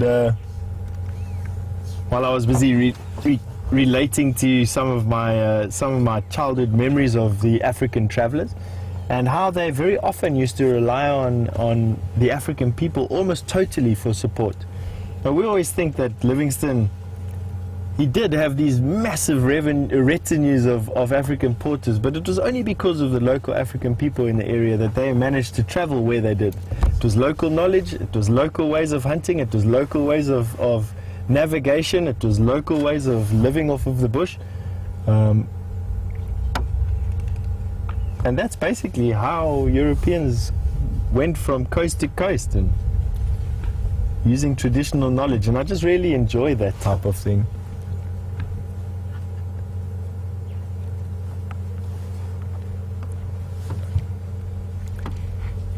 As these two buffaloes are straining against one another, these two pairs again.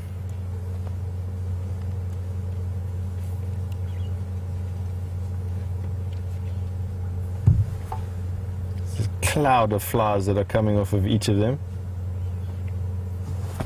Yo.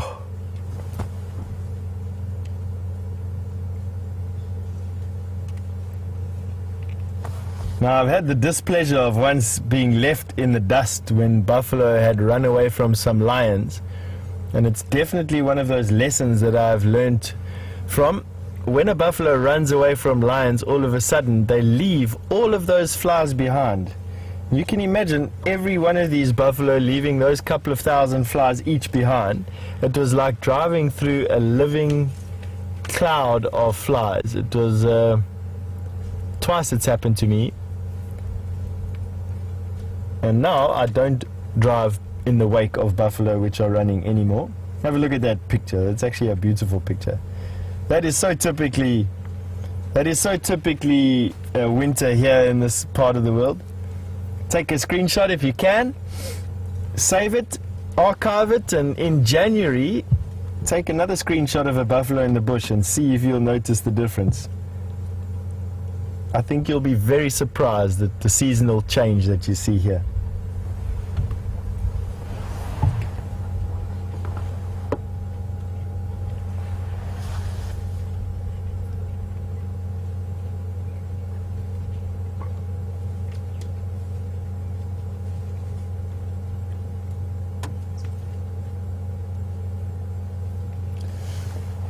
Matt from Texas has just recounted a story for us to show, for me to share and to comment on. Matt says that he watched a video of a buffalo and a black rhino fighting once, where the rhino wounded the buffalo. The fight then stopped and the buffalo moved off to rejoin its herd, and what he saw then was the other buffalo in that herd attacking the wounded buffalo. And Matt, that is precisely... Have a look at that buffalo just while I finish the story, busy scratching himself. But Matt, that is precisely what other buffalo will look for. They look for a weakened member, and you probably find that the wounded buffalo was quite high ranking, and the other buffalo, seeing their opportunity, jumped on their chance to increase their standing in the hierarchy. And that is exactly what happens. I've seen it happen a couple of times before. Not with rhino, and particularly not black rhino. That was quite a rare sighting. But when one member of a buffalo herd is wounded and manages to get away from lion, for instance, other buffalo almost always just non-stop attack him. It's one of those things. And then Judith, while we're looking at that buffalo with the boss on his head, Judith wants to know, is the boss on a buffalo's head part of the skull? Now, Judith, the boss, or the horn, does have a bony core, and that bony core is attached to the skull. So yes, the boss is part of the skull. However, the horn is a sheath. It can actually come off. The horn sheath can come off of the bony center, almost right to the tips. There's bone fed by blood vessels. And then those blood vessels then feed that sheath. And although you can't like take it off, it's not like it's not like a wig you can take off. You can, when they're dead and the skull shrinks, when it loses the moisture and the actual bone shrinks, the keratin layer, that's the horn sheath, stays behind. It doesn't shrink, and that you can, if you're careful, you can remove that.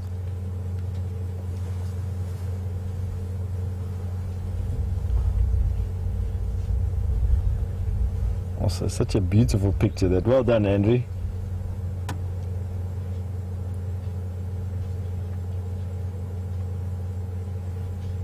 Such a fantastic afternoon.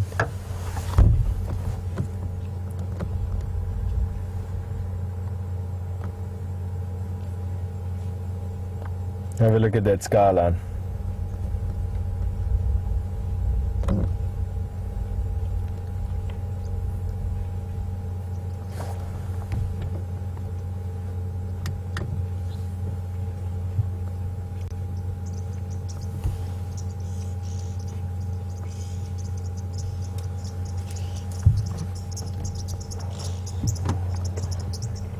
Buffalo busy giving us the beady eyeball.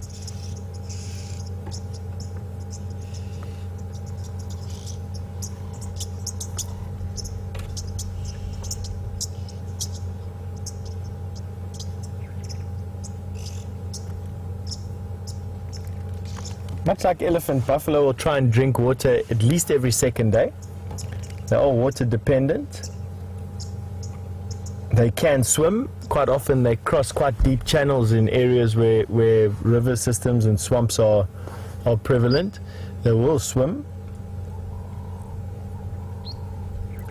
They do not only eat grass, they also eat some plant materials, some sedges. They will eat some water grass and water plants. They don't eat trees though, but they definitely eat some water grass.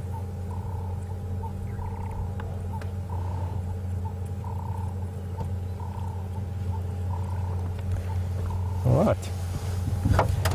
And I'm sure that by now you must have had enough of the buffalo that we're looking at.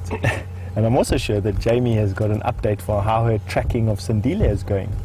So while myself and Andrew move out of this particular sighting and carry on looking for our spotted cats, Jamie's going to give you an update on hers. See you in a bit.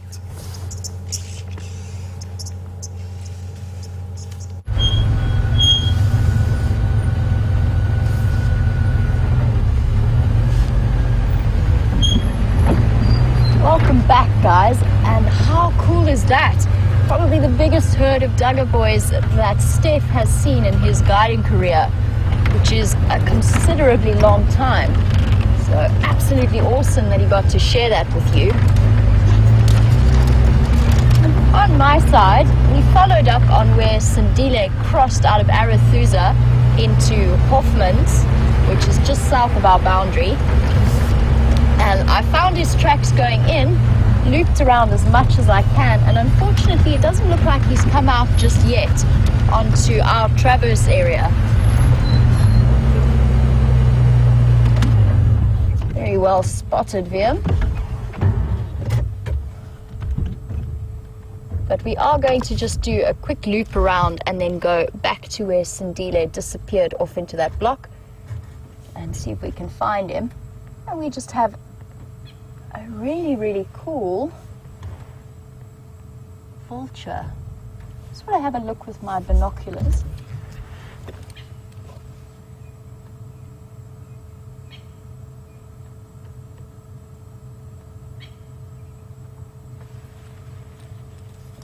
My immediate conclusion was hooded, just because of that tiny head. And I'm going to stick with hooded. It's just that that pink face threw me off slightly. But one of the smaller vulture species, also known as the, off he goes, considered to be the toothpick vultures. So they have those tiny, tiny, fairly thin beaks, not really built for breaking open or tearing open carcasses and feeding on the big chunks of meat, but more specialized at getting into those chunks of meat between little crevices like the ribs and into the vertebra and around the skull. And he's disappeared off. There has been a huge amount of vultures flying around Djuma recently, and that is because they were first attracted to that buffalo carcass on Torchwood, which was killed by the Birmingham boys a couple of days ago, and then obviously with that buffalo kill in the drainage line killed by the Nkuhumas, we had an enormous increase in vulture activity, and they've just been hanging around the area to see if they can find any other food around here. And those numbers will start to dwindle as there are other lion kills in different parts of the reserve. Vultures are really, really good at essentially watching other vultures search for food. So they've got that phenomenal binocular vision that will allow them to see other vultures flying around. And they use that as one method of locating their next meal.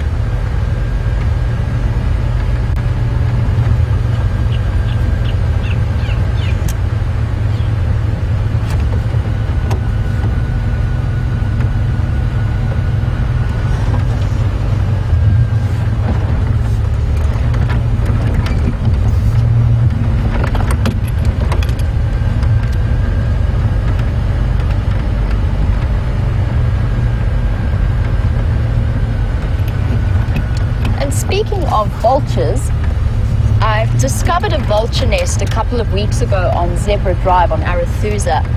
And Susan, welcome to the Sunset Safari. Yes, I have indeed checked on the vulture nest fairly regularly. It's okay, boy. Just got a bit of a fright. It's amazing how they always are very, very relaxed with you moving past them, but then immediately get a little bit more nervous if you stop to have a look at them. And Susan, I did go and check on that vulture nest, and those vultures are very definitely nesting. I'm fairly certain they have an egg which should be hatching anytime soon. So either they have an egg or a very, very young chick There is an adult in attendance every time I've looked. So I think over the next few weeks we'll start to see that chick getting a little bit bigger and probably poking its head up over the side of that vulture nest. And it's great that we know that we'll be able to monitor that over the next few weeks. And the Inyala just disappearing off. The male Inyala. Really, really beautiful animals, male Inyala bulls. Really stunning, and such an incredible difference in the male and female physical appearance. Really, really cool.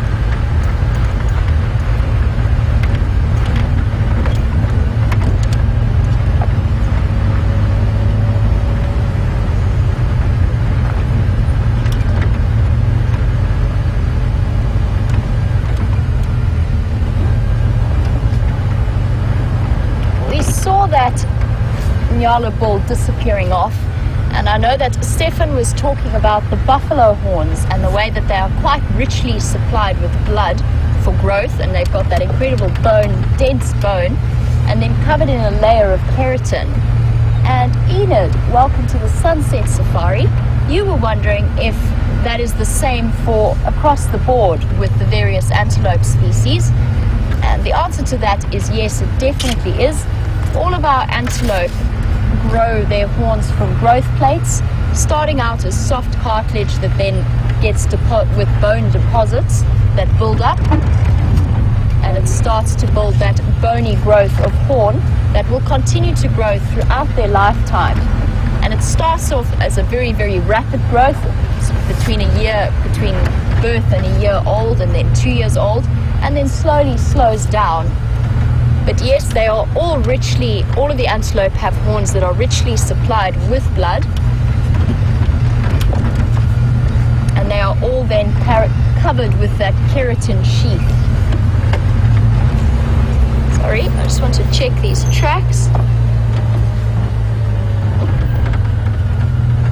Nope. I had leopard tracks on the brain, but it's actually people tracks. Somebody's shoe that I was seeing.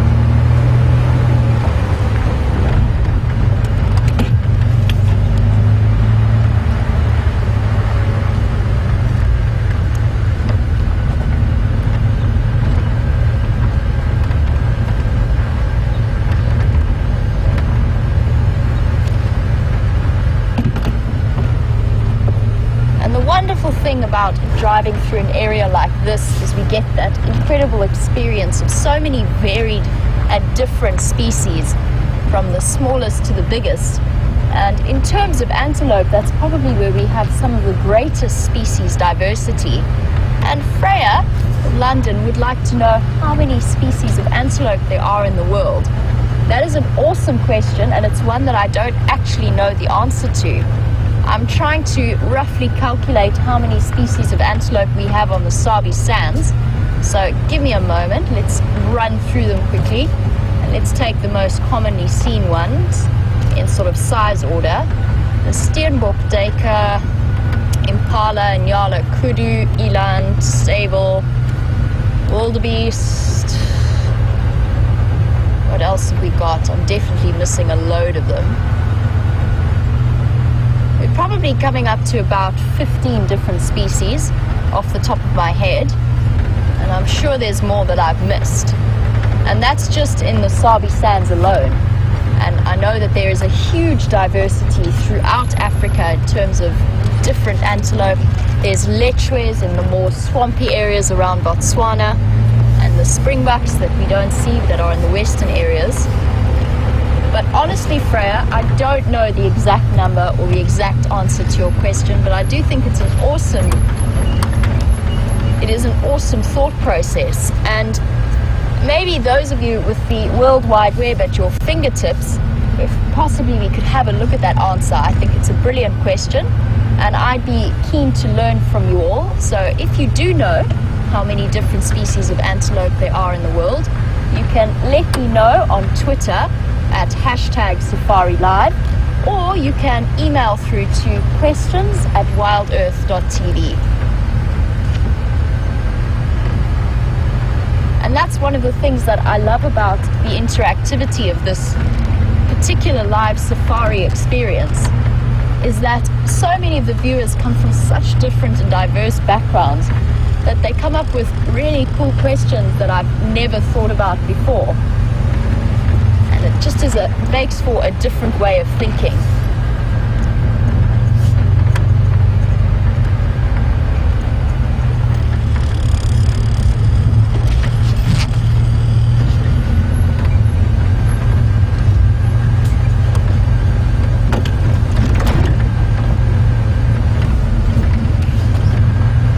And we are talking about antelope species throughout the world, as opposed to the deer species that there are. And Judith was wondering if any of our antelope shed their horns. And that's actually one of the determining differences that makes an antelope different to a deer. Because as far as I understand, deer's antlers are sort of hardened blood vessels that can grow seasonally. But in terms of the antelope horns, that is years and years worth of growth of bone placement. So they are completely unable to shed their horns. Those horns will be with them permanently, and if they are ever broken, we've got some buffalo examples here as we approach Treehouse Dam.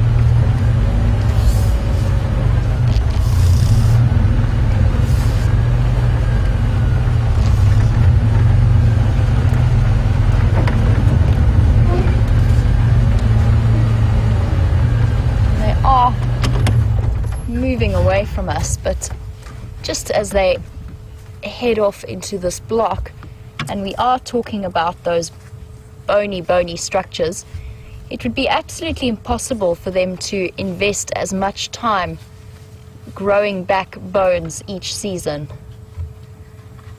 So a very, very different structure, and actually one of the defining differences between antelope and deer.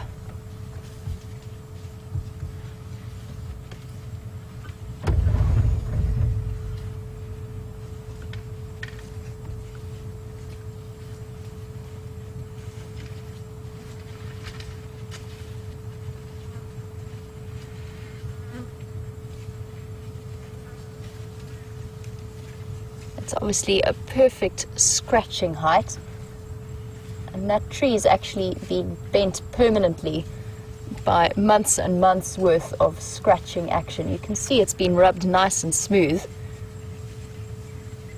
and it's obviously a perfect rubbing post for those buffalo.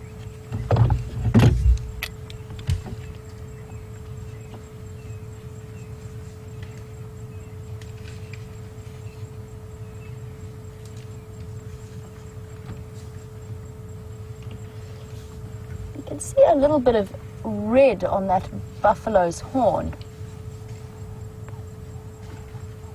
and I'm not sure if it's chipped through and given us a good example of exactly what we were talking about in terms of those bloods, or that blood supply to those bony structures. It does look as though he's chipped away a bit of his horn, probably from butting heads with other buffalo.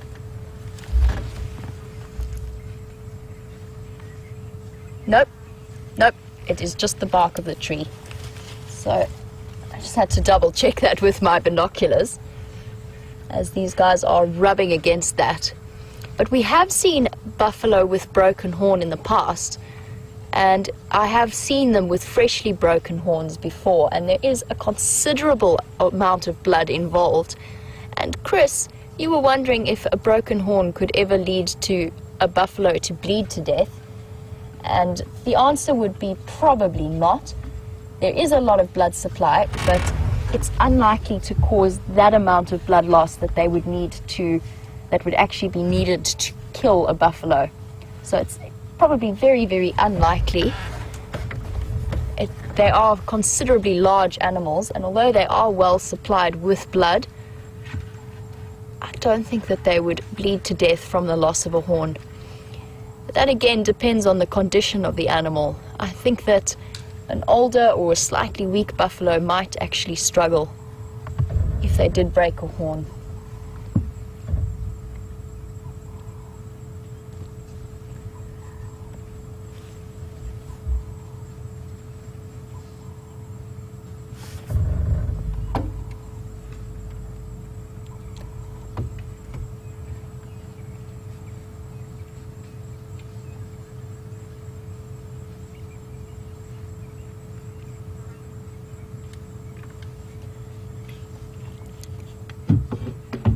These buffalo have moved off into the block, and since you did spend so much time with buffalo with Steph, we are going to move on, and it is starting to get nice and dark and a little bit cooler, and I really want to get back to where Sindile crossed into that block just to see if he has popped out at any stage while we were away. I'm hoping that Shadow might come around and come and call him. Now that the temperature has dropped. There's a bit of a stump in my way there. Just to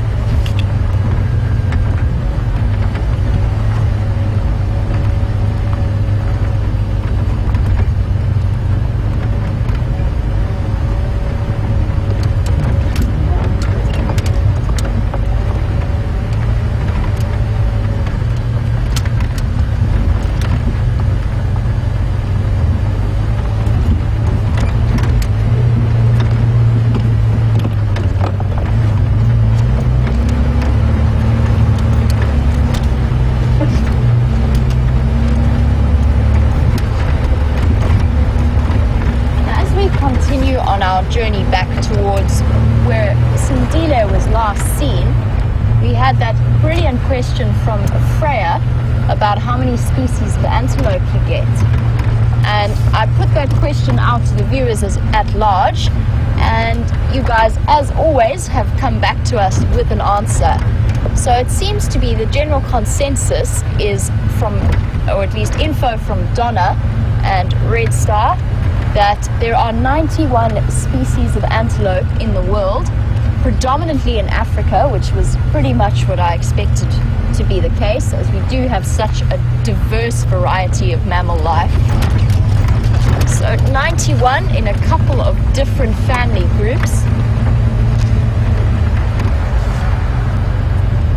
And it's amazing to think how they have all adapted and evolved so perfectly to fit into the environment that they are in. And it's still one of my greatest life's wish is to move further up into Africa and travel and see some of the antelope that I'm completely unfamiliar with and that are completely different to me. I've only ever read about them in books or seen pictures of them or documentaries of them. And one day I very much hope to be able to travel further north beyond the boundaries that I have been and explore some of the different antelope species that we get out there.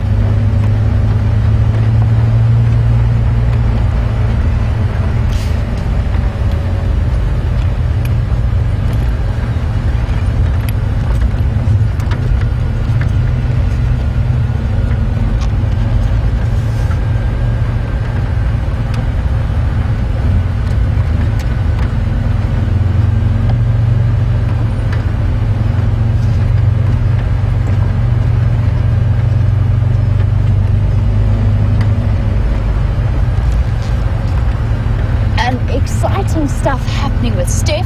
He was on standby. Apparently there was a cheetah about to cross to our area. So I'm going to say goodbye for now and catch up with you later.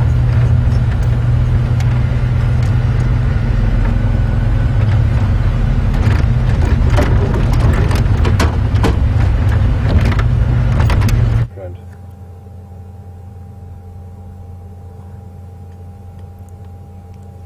And I thought that we'd share a sunset behind the Drakensberg, behind the mighty Drakensberg with you. It just seems like it's just one of those very clear days. And we're actually going to just watch the sunset. You'll be surprised how quick it happens here.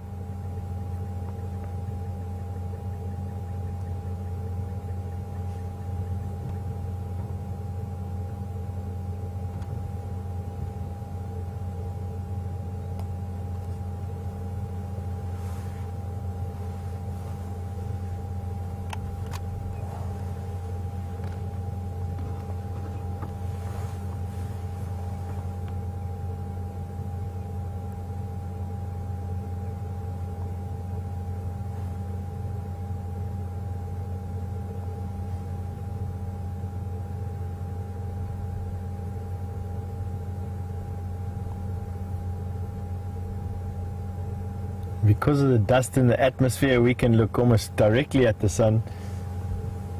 If it was clear, we wouldn't be able to see that at all.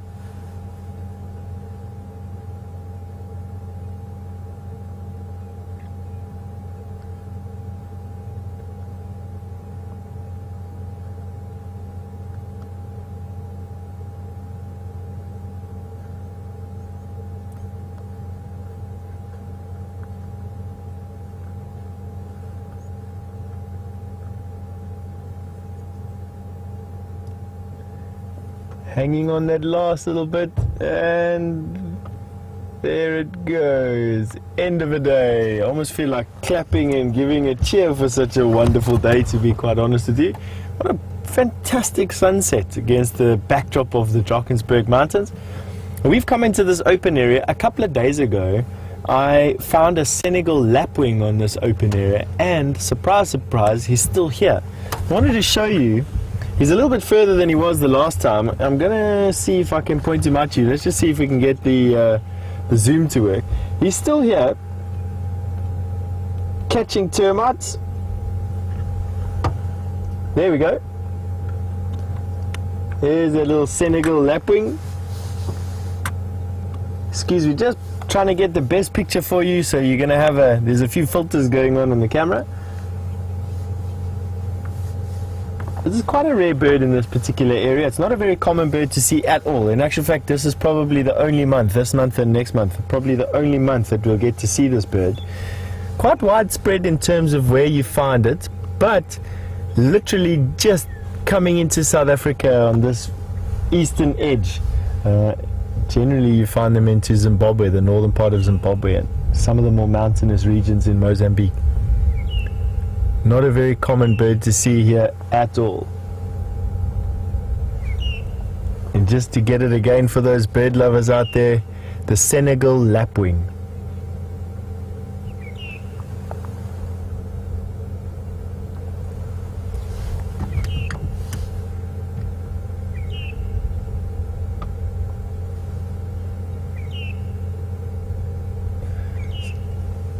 So another reason why we have come into this area, apart from the beautiful sunset, which we wanted to show you, and the chance of seeing the Senegal lapwing, is that there was a report of a cheetah being seen in this area.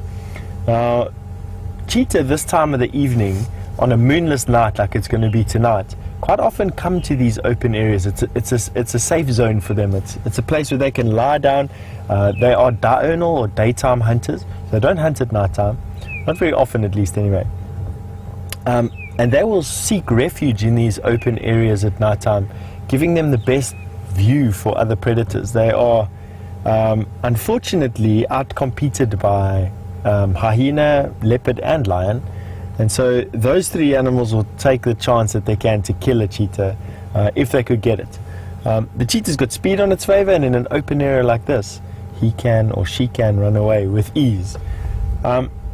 But there's nothing here at the moment. It doesn't mean anything. This is the first in a series of open areas that we have. And I think what I'm going to do is slowly sort of go through them and see if we can pick this cat up underneath one of these bushes. So I'm going to start the car and let's carry on going. Let's see if we can pick up one of the rarest mammals in Africa, in the world in actual fact.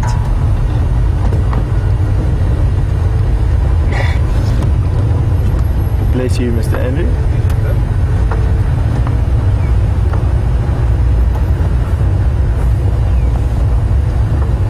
Keeping my eyes peeled. It's not very often we see cheetah. This particular area has got a very high density of leopard and lion, contrary to those of you who've been following my safaris for the last 2 days or so. And they do outcompete these cats. And therefore, you find cheetah in the more grassy areas in the central Kruger National Park and not really on this western flank. We do, however, see them. I can't remember the last time. It was about 2 or 3 weeks ago that we saw a cheetah for the last time, with James and with Jamie. And I'm hoping that we get a chance to show you one, myself and Andrew.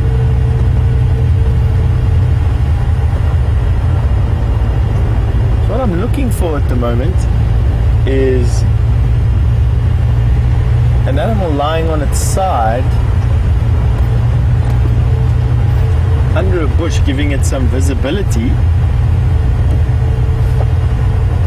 allowing some avenue of escape, not completely hidden, as would be the case with a leopard, for instance.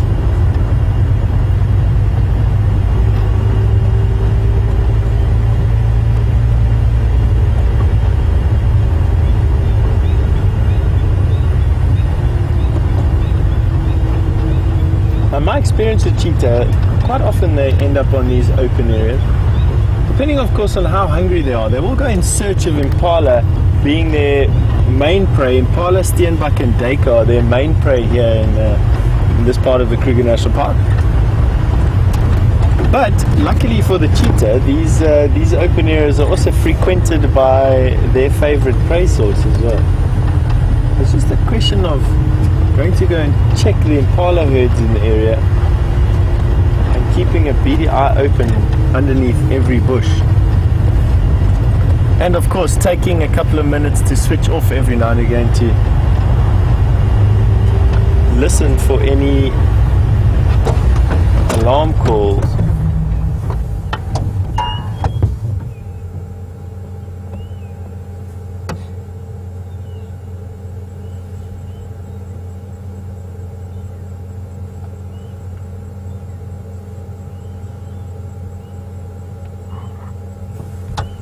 A few birds making calls at the moment, none making alarm calls. No impala giving alarm calls.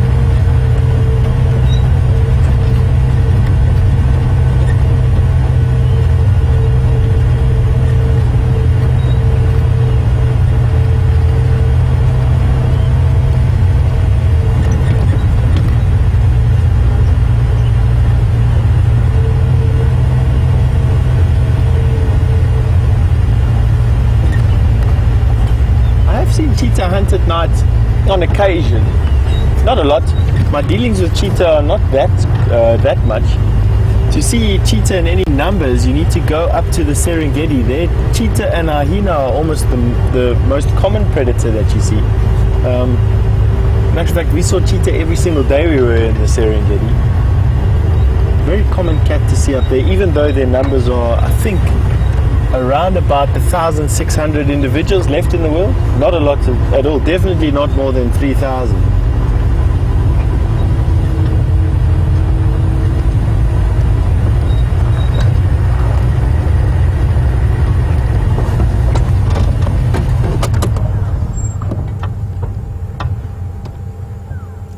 Now we've got a go-away bird.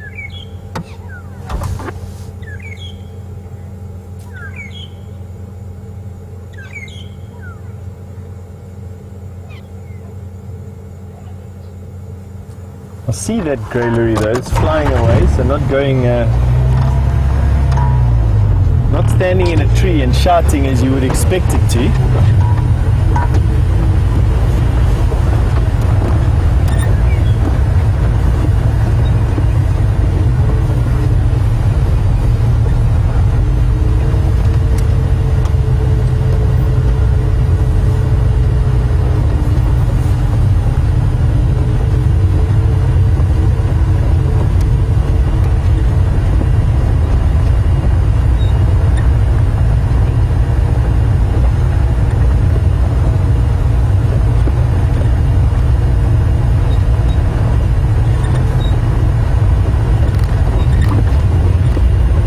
Coming back to that, I've seen cheetah hunting at night time in some areas, in some instances.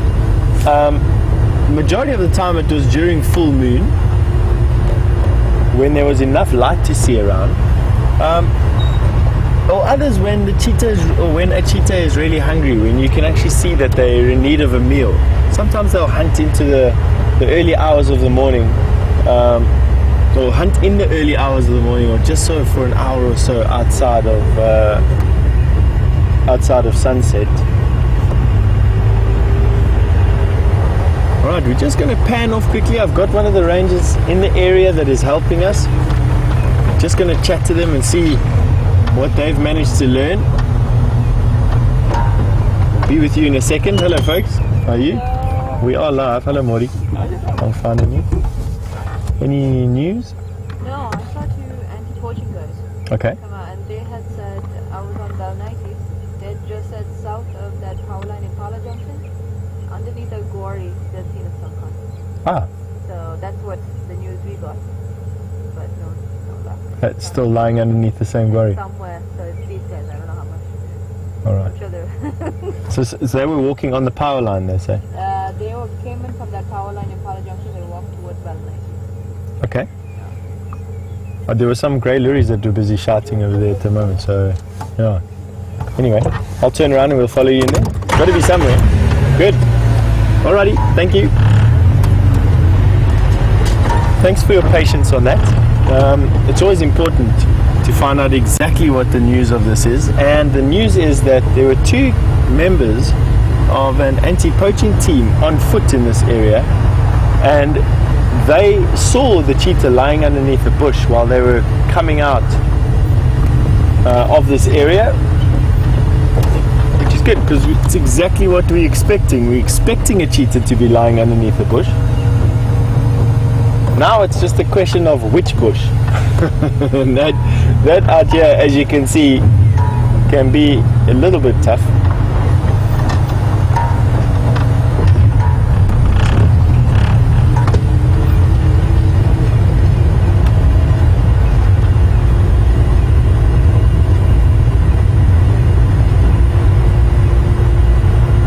Now, I also know that anti-poaching guys can be notoriously mistrustful. How do I say this? They don't really know how to identify animals that well. It may well have been a leopard as well that they saw lying under a bush. But let's give them the benefit of the doubt. There's no reason not to believe them. Perfect area for cheetah, this.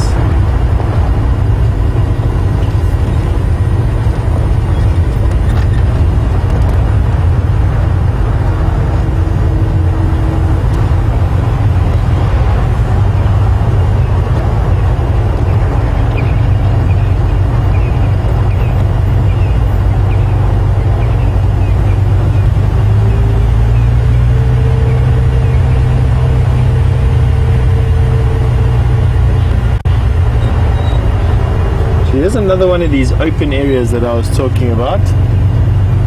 And I think these cheetah can...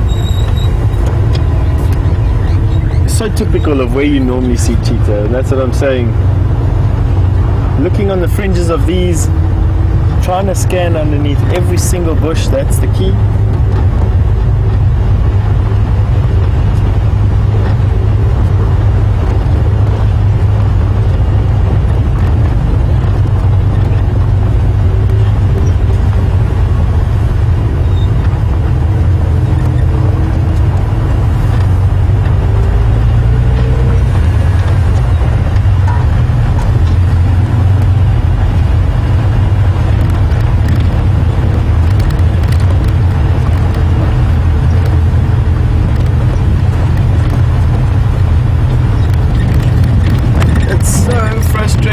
Knowing where these animals are or not even having a track to follow,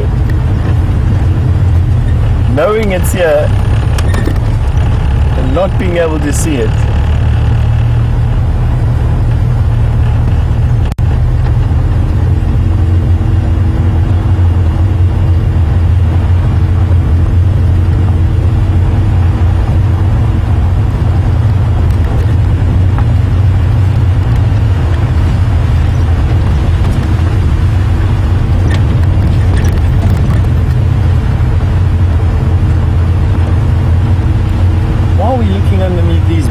I'm sure that you don't want to look at the back of my pink head swinging from side to side while I scan through these bushes. I think a good idea would be to go through to Jamie, and I'm sure she's got an update on her Sindila tracking episode, and then we can update again. We'll be back with you.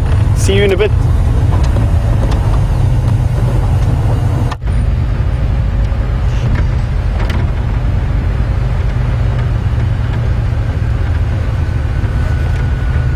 Welcome back, guys. And unfortunately, no luck with that cheetah, and I'm afraid to say no luck with Sindila either. So I've looped back around, I've double checked all of him, or what I've learned, that are places that his mother and Shadow and Sindila really enjoy and favor. Unfortunately, no sign of him coming out of that block that is just outside of our Traverse area. So we might not get lucky with him this evening, but you never know. There's still a couple of minutes left and it's reaching that peak leopard viewing time. So we're not going to give up just yet. We're going to keep looking for him.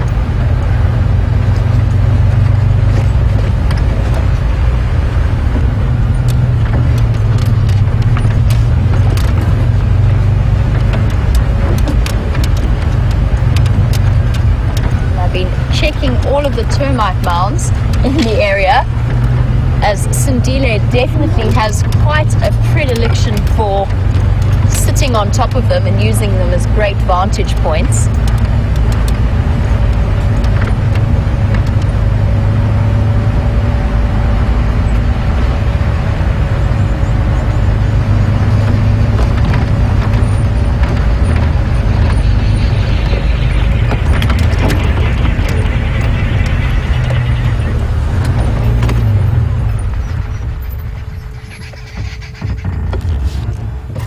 Stop for a moment to listen to the arrow-marked babblers, who, of course, as I stopped my car, stopped babbling, but they were doing a really good demonstration of why they're known as arrow-marked babblers.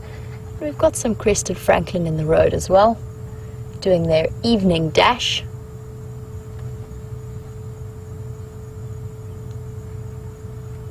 Come on, babblers, carry on.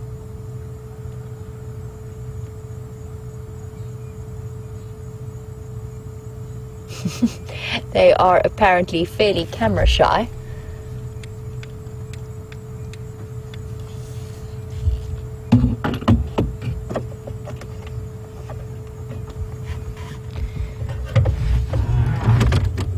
So our babblers have stopped babbling, unfortunately. So we're going to continue up. And they've disappeared off, babbling away. I think they're going to stop again if I stop my engine.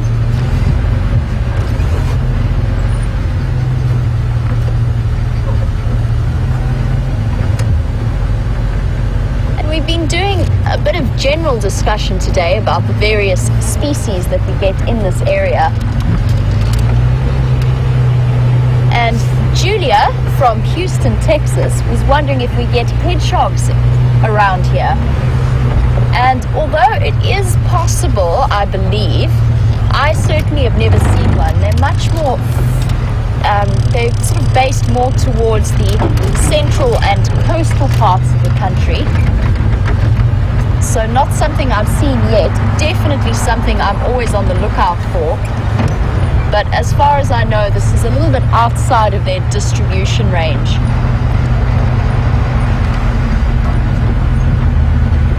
I've actually never seen a hedgehog in the wild.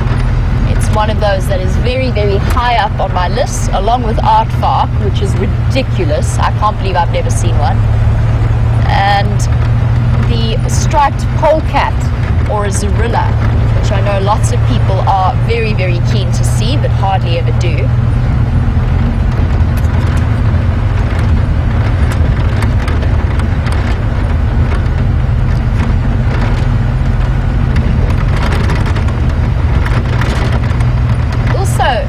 Quite high up on the list are some of the lesser seen smaller cats. And Garor, you were wanting to know if we get caracal in the region, and we definitely would. This would be the kind of habitat that you do find caracal in, but because of the very, very high predator, lion, leopard and spotted hyena density, they tend to be quite uncommon. To the best of my knowledge, VM, you said you haven't seen one before here. Or have you seen any? No, but they have seen on the drive. But they have been seen on the drive? Yeah. Okay, so caracal have been seen before on the drive. Oh, okay. So caracal haven't been seen, but serval have, which are the slightly smaller or slightly slimmer in build cats. Very, very high up on our list of things that we get super excited about if we do see them. I've only ever seen a couple of wild caracal. I have seen more wild caracal than I have serval.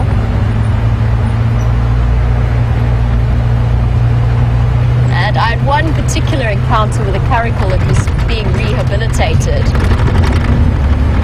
that stole a piece of food off my plate once. And they can actually be terrifyingly strong for a tiny cat.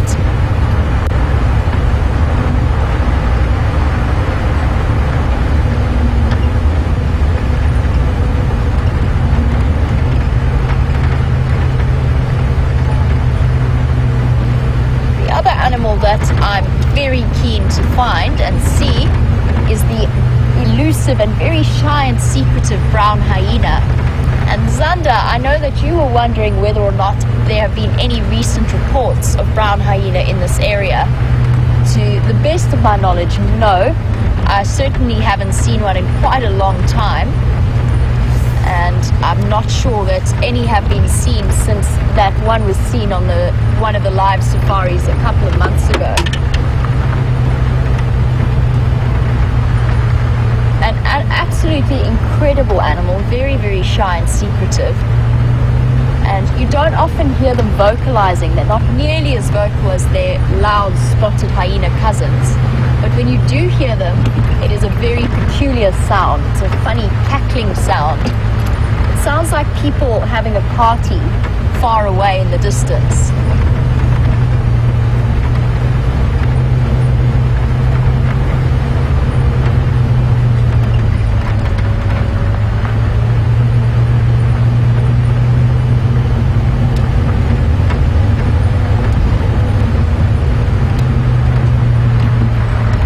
We went through a dip and it got a little bit chilly. It's the first time I've been cold on this sunset safari. Of course, cold air sinks, so it does make life a little bit cooler.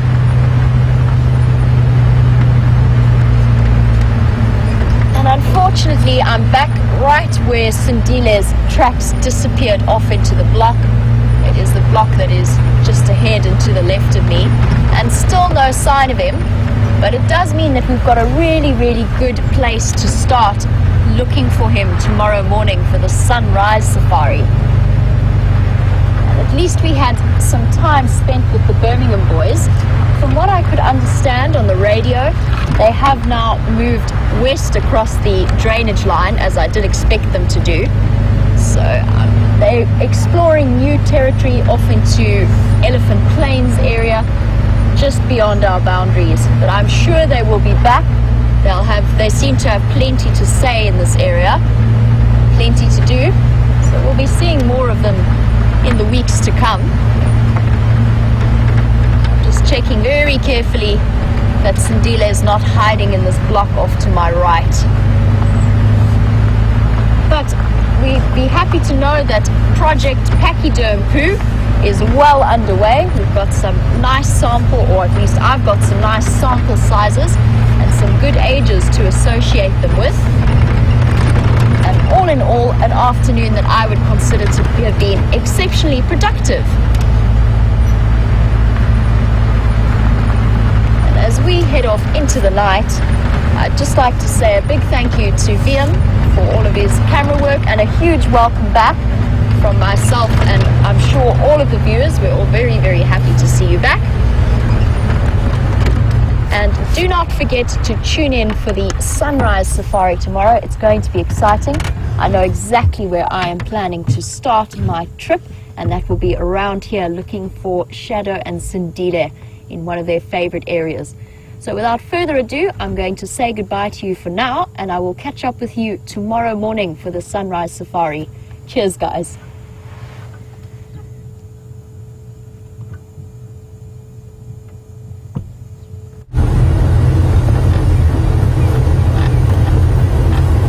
So, welcome back to the cheetah hunt that we've got going on at the moment. Myself and Andrew are combing this open area, literally going from bush to bush to see if we can find this cheetah for you. We're not giving up. There is something there.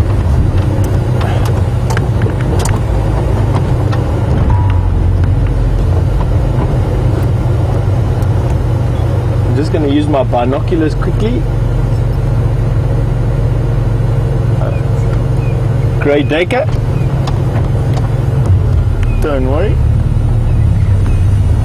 Right, now I have got some updates for you. We have got an update on that lone lioness from the Nkuhuma Pride.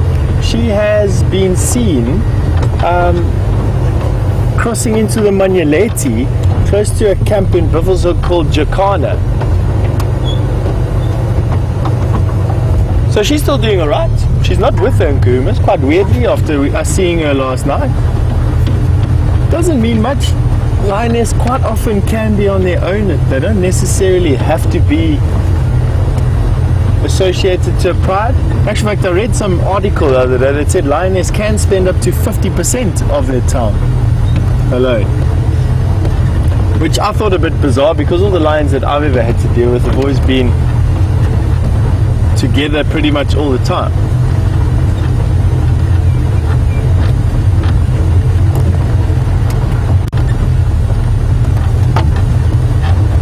Try and look and steer this car.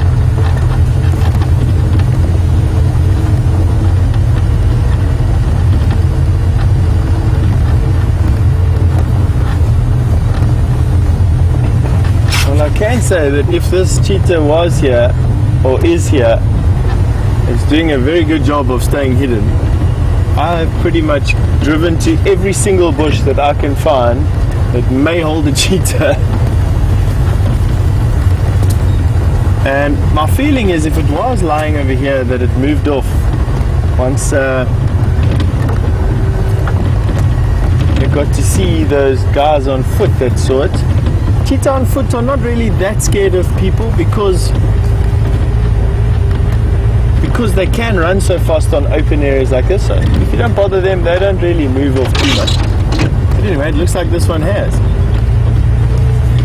And what we're going to do, find a place to say goodbye, because it's almost the end of the show, and myself, and I think it's going to be Brian or VM with me on drive again tomorrow morning. We'll come out here first thing and we'll come and have a look for you. In any case, let's go. get back onto the road here and then we'll turn around and say good night. The sun in the background, or what's left of the sun in the background would be.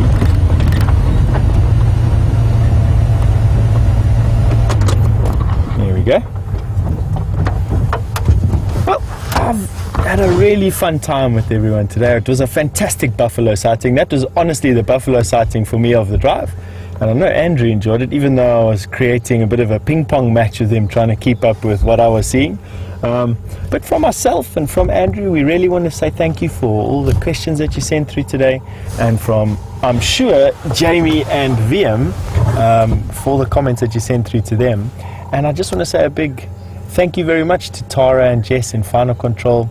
And we'll see everyone again for the sunrise safari tomorrow morning. Have a good night. Bye-bye.